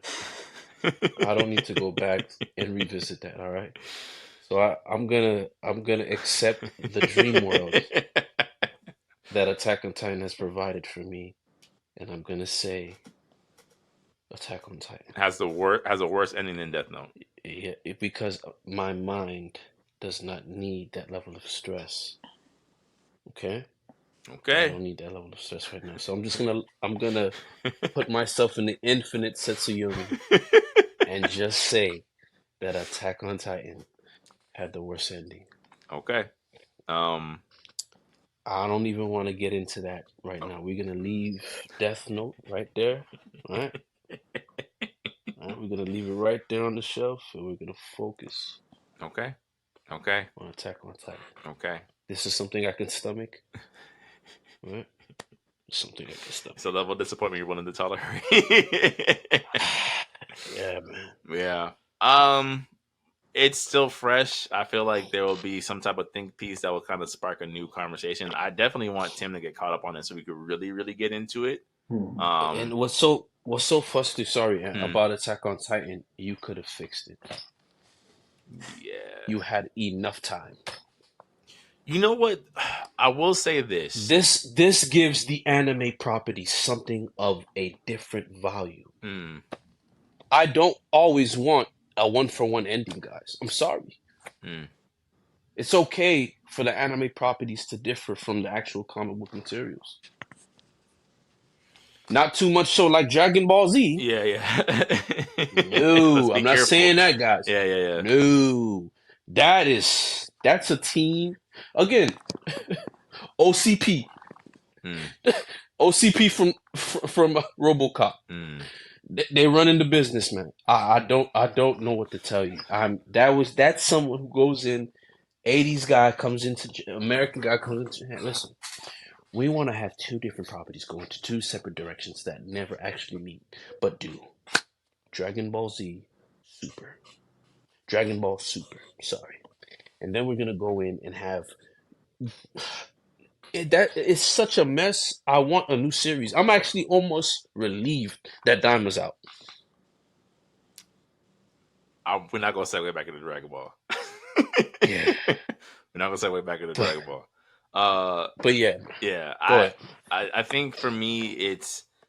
I wonder, and I have to bring up the Death Note comparison only because I feel like it sometimes feels like Japanese fueled series, at least when it comes to manga, have a hard time with and everyone loses at the end. Like the most they can do, like for as much as I've trashed and will continue to trash and die on this hill of Evangelion being pure garbage, right? Even with the ending, dog, pure you blaspheme, kid. You blaspheme, dog. Pure garbage. I can't save you, homie. I can't save fine. you. That's fine. I can't save you. Oh, that's fine. We don't have enough time for me to get into it. They're gonna do the revenge death ball. Dog. Yeah, that's fine. I'm ready for it. Evangelion was one of the most overhyped waste of my time that I have seen in an anime, and I am upset that everyone's like, it's one of the GX. It's not Yu-Gi-Oh! GX, and I will say this. I will say that a lot of the concepts that they present in that series are really good. But if you want to talk about something that you could have gotten to the point in about 10 episodes, look no further than Evangelion. I got more metaphorical symbolism from Gurren Lagann than I did from Evangelion. I'm sorry. You telling me, hey man, this main character, sometimes when you're depressed, you just can't do anything. The end. This is one of the most critical acclaimed animes of all time? Well, he had the power of choice and chose nothing. Anyway, Attack on Titan is just one of those things where it's like, what was wrong with? I don't even want to say Eren winning, but what was the big issue of ultimately they have to save the day? Why? I promise you, bro. Like, and Tim, you might feel differently once you get to that point, but I remember reading the manga chapter when they finally stop Eren. They stop the rumbling. Right, everything's on pause. The creature explodes from the body, sprays the gas. Right, they start realizing what's happening, and you see John and Connie. I'm like, yo, they about to die, yo. And I'm flipping through the pages. I'm like, wow, this is like they did all of that and they couldn't stop him. Wow. But the Japanese desire for a good ending of like, what a send off for these characters. Of like they did the best that they could with the best of the capabilities. If I have Yamcha and Tien throw the best of their powers at Cell, it's still Cell. You know what I'm saying? Like it doesn't. The effort is not lost just because they weren't able to do anything to him. I'm like, I can salute the effort.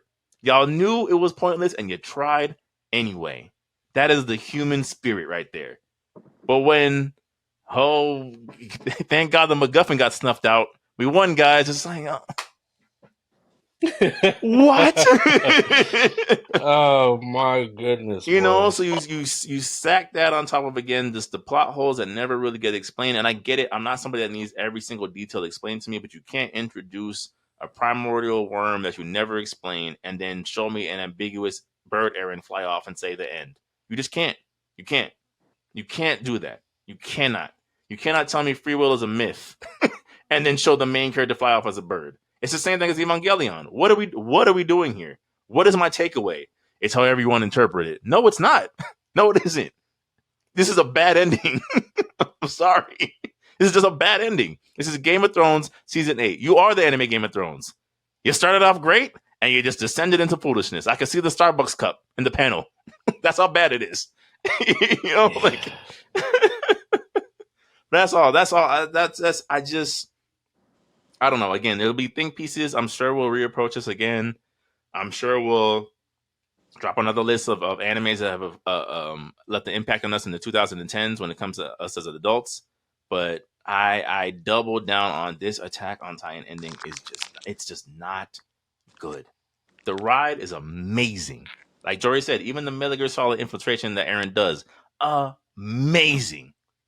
For you to fumble it with the last 3 or 4 chapters is, I don't know. It's Game of Thrones season 8. You had all the pieces on the board and you flipped the table. Why?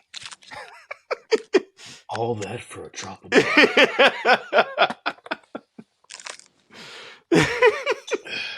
So I hope they remember you. Jeez. So moving on to the last anime topic of the night. That's what that felt like, bro. Yeah, That's yeah. what that It felt did. like. It did. That's a beautiful metaphor. I'm gonna clip that right on up. Did we win? Did we win? Did we win? I don't feel so good, Mr. Stark. Like, Yeah, oh yeah. Oh my gosh! Oh my gosh, dog! But the man. last, I'm mad now, man. Oh my gosh! the last anime. It's just like, hold on. Sorry. We get to the part where Levi meets his uncle, and I'm like, I've never seen these weapons before. Yeah. Then they animate it. Yeah. And you're like, Attack on Titan. Even the humans are dangerous. This is what I needed as I grow older. This is the level of writing that my taste buds quench. And then fast forward. Yep. Time traveling Titans, bro. T3, the TTT, the Time Traveling Titans. It turned into Lost. Yeah, that's what I wanted. It turned into Heroes. Yep, that's what I wanted. Ooh. That's what I wanted. Yep, that's what I wanted. That's what I wanted all along. It turned into Game of Thrones. Where who becomes the bad guy that wasn't really supposed to be the bad guy? Let's do it, man. Let's do it. He's a victim of fate because you have no free will. You're a slave to destiny. Let's do it. No one is truly free. War is inevitable. Yeah. Roll credits. Yeah. Mr. Smith wrote that one, man. let's just do. Why not let it end like Matrix 4? Yeah, that's what Mr. Anderson. Oh man. Oh y'all boys. Matrix 4, Terminator Genesis. That's what this was. Yeah. But I'm done, man. Yeah. Okay. I'm done, man. Quick last topic. Jujutsu Kaisen has been getting a lot more flack this season for the way the animation has been handled as of late. People are upset that there's certain key moments and key fights in the Shibuya arc that have just not been up to snuff animation wise.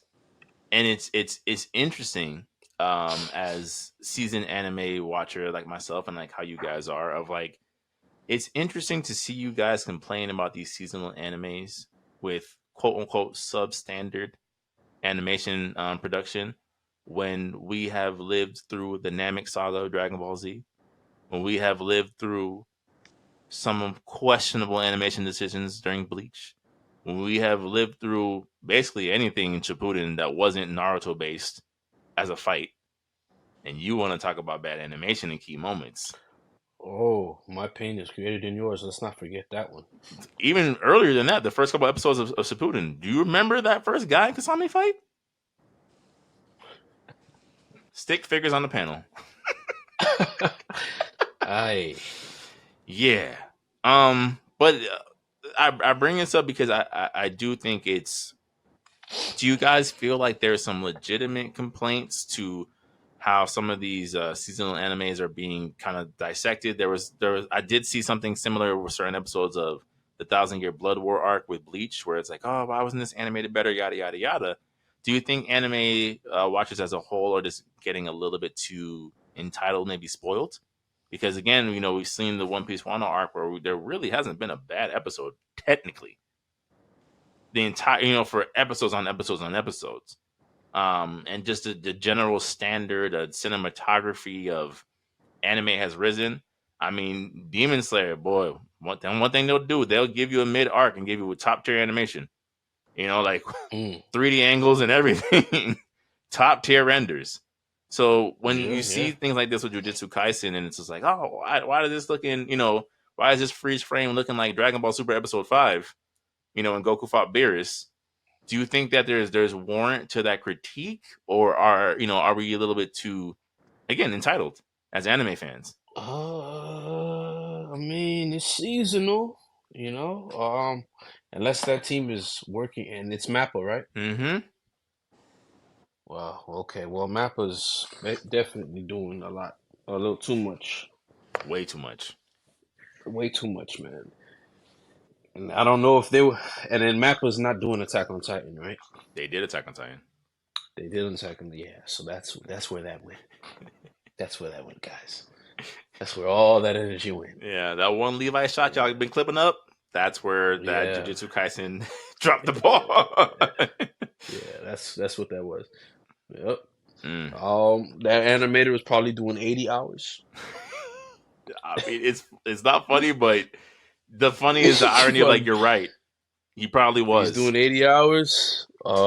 Didn't eat. Stomach touching the sides, just rubbing together like old laundry, hand wash laundry, just rubbing together. And yeah, that's what that was, man. Because so entitled anime fans, what you're saying? I mean, I'm not gonna say entitled.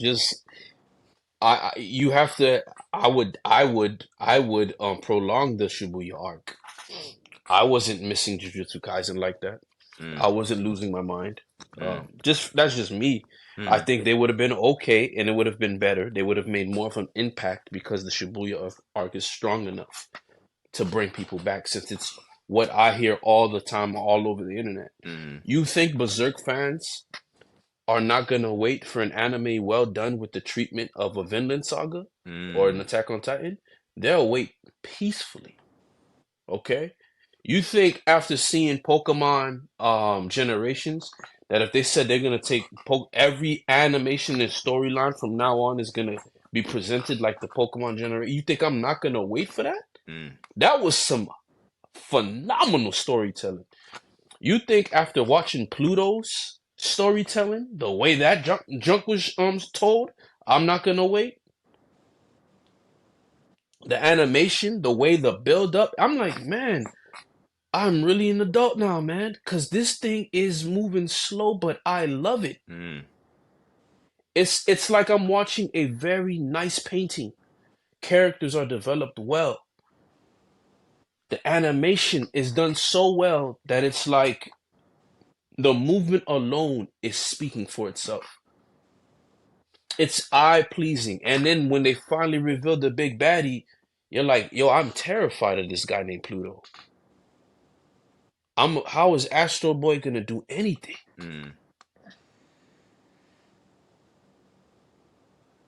So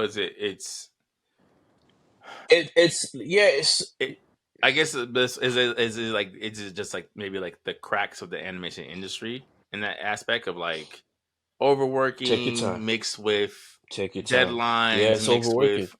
Okay.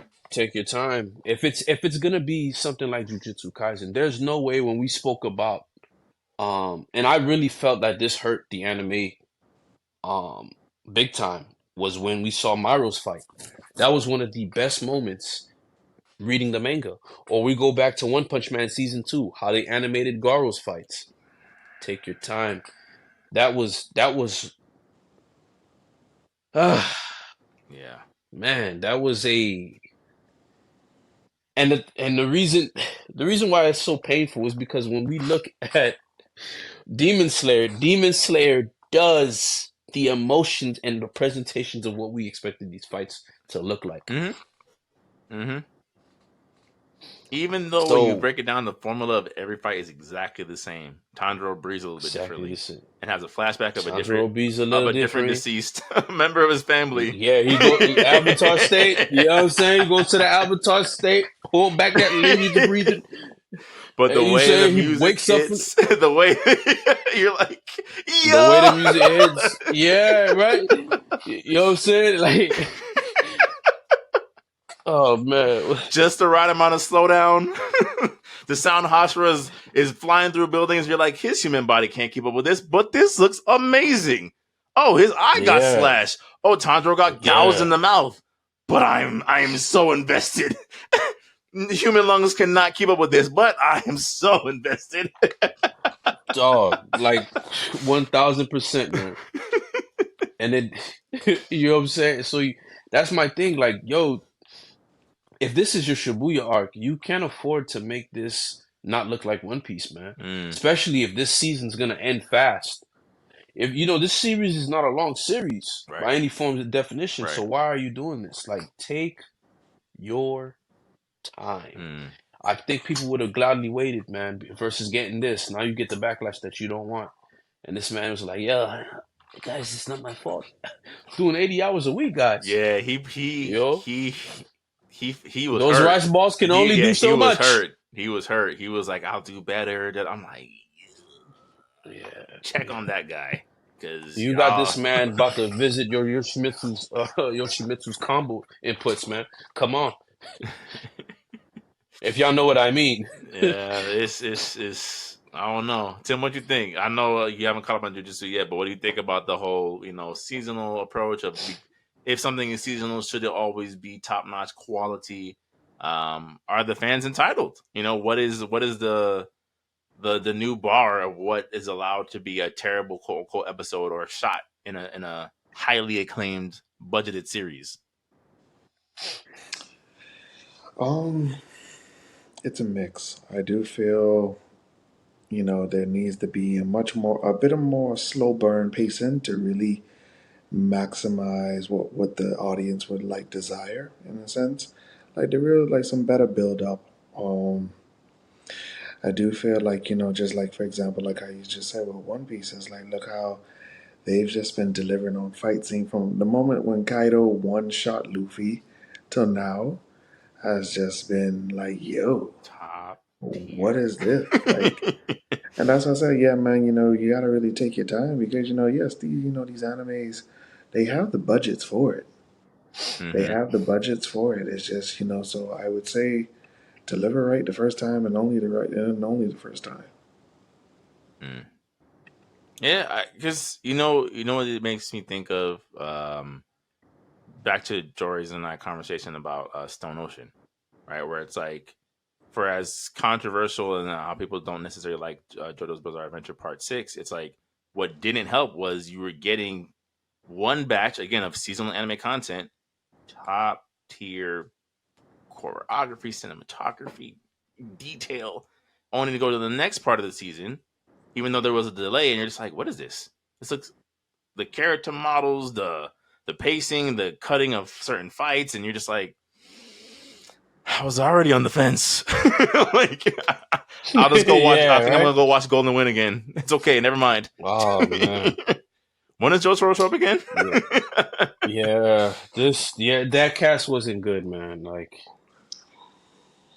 and the thing is, she should have, like, I'm not gonna tell Akira how to write his characters, but man, like if she had more of spice like Bayonetta, it would have worked more, and she had a better cast.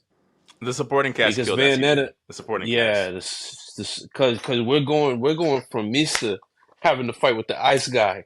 We're going from Bucciarati, to this. It was Um, supporting cast. I did not care about yeah, Hermes. I did not care about anyone other than Jolene. I did not care.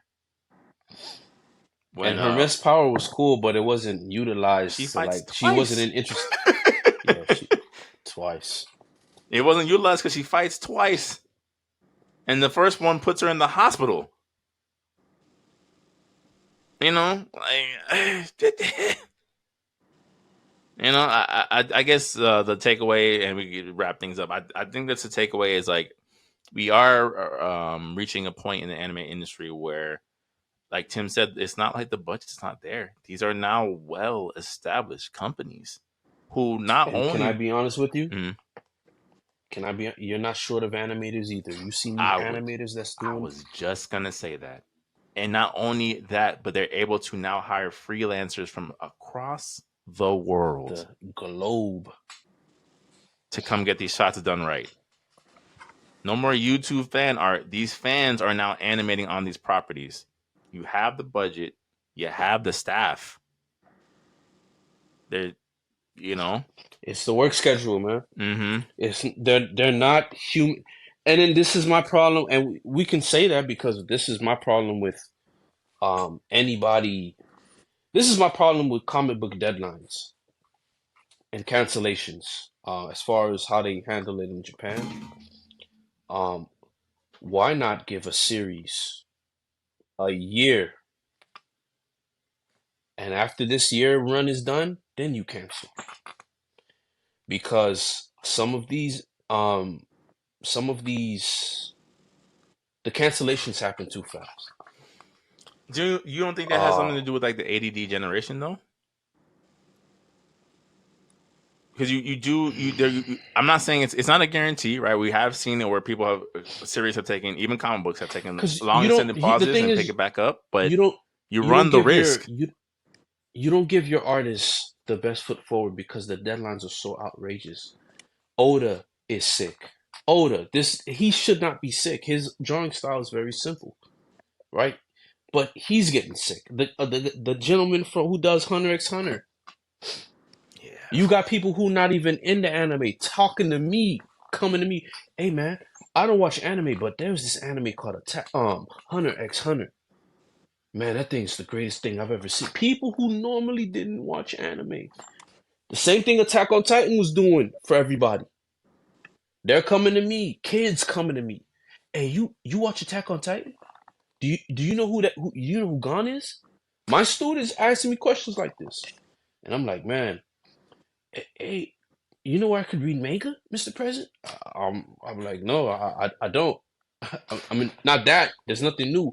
Why am I gonna tell you so you can get disappointed? Mm. You get what I'm saying? So it's like it's the work schedule, the work regimen that they have. These deadlines is ridiculous. It's not helpful. They need to rework that entire system because your artists now that's one of the common reasons why some of the artists get sick.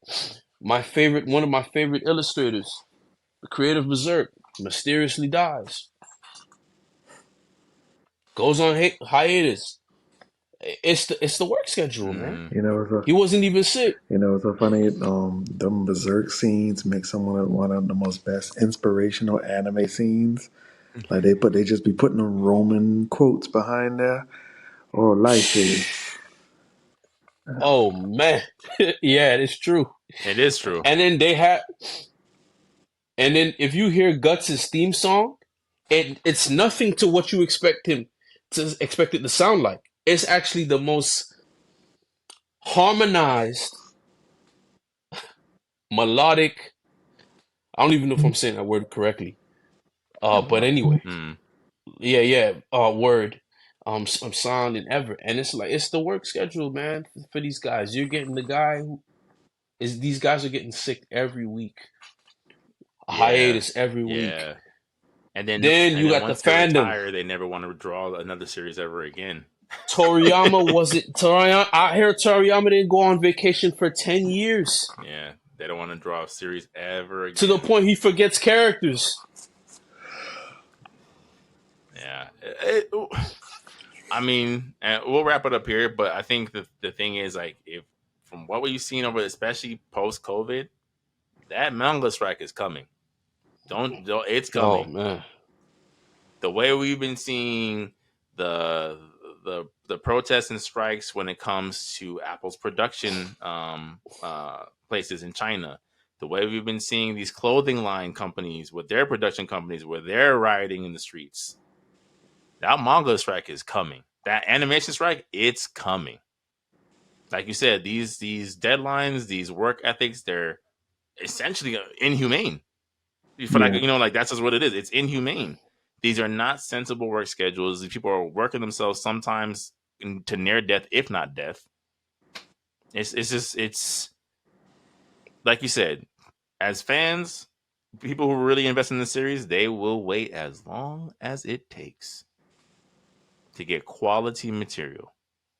If we get One Piece every other month, they will wait. Treat your artists better. Treat your franchises better. One Piece is still gonna make $1 billion trillion no matter what you do.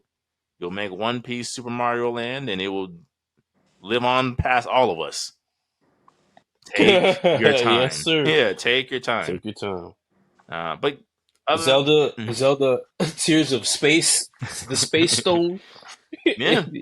People already wait for that one, man. Yeah, and even to that point, right? People are talking about Super Mario Brothers Wonder U. It's been 6 years that we've gotten a Mario game since Mario Odyssey, and it's getting 9s out of 10s across the board.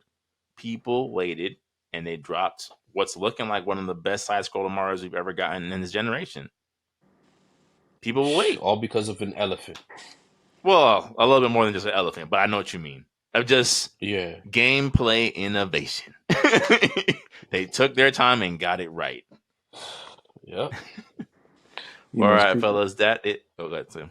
Speaking of things that got it right, but we'll talk about this another time in fullness. Smash Brothers 2, Nickelodeon version. Good reviews? Yeah, they got good reviews. Really? Yeah. Gonna die. Well, we'll talk about it. I'm down to research it and reapproach the next pod because that's interesting. Yeah. Okay. Well, all right, y'all. Thank you so much for watching, listening, tuning in. This has been another episode of the Gamer Podcast. Once again, I am Antonius the Gamer.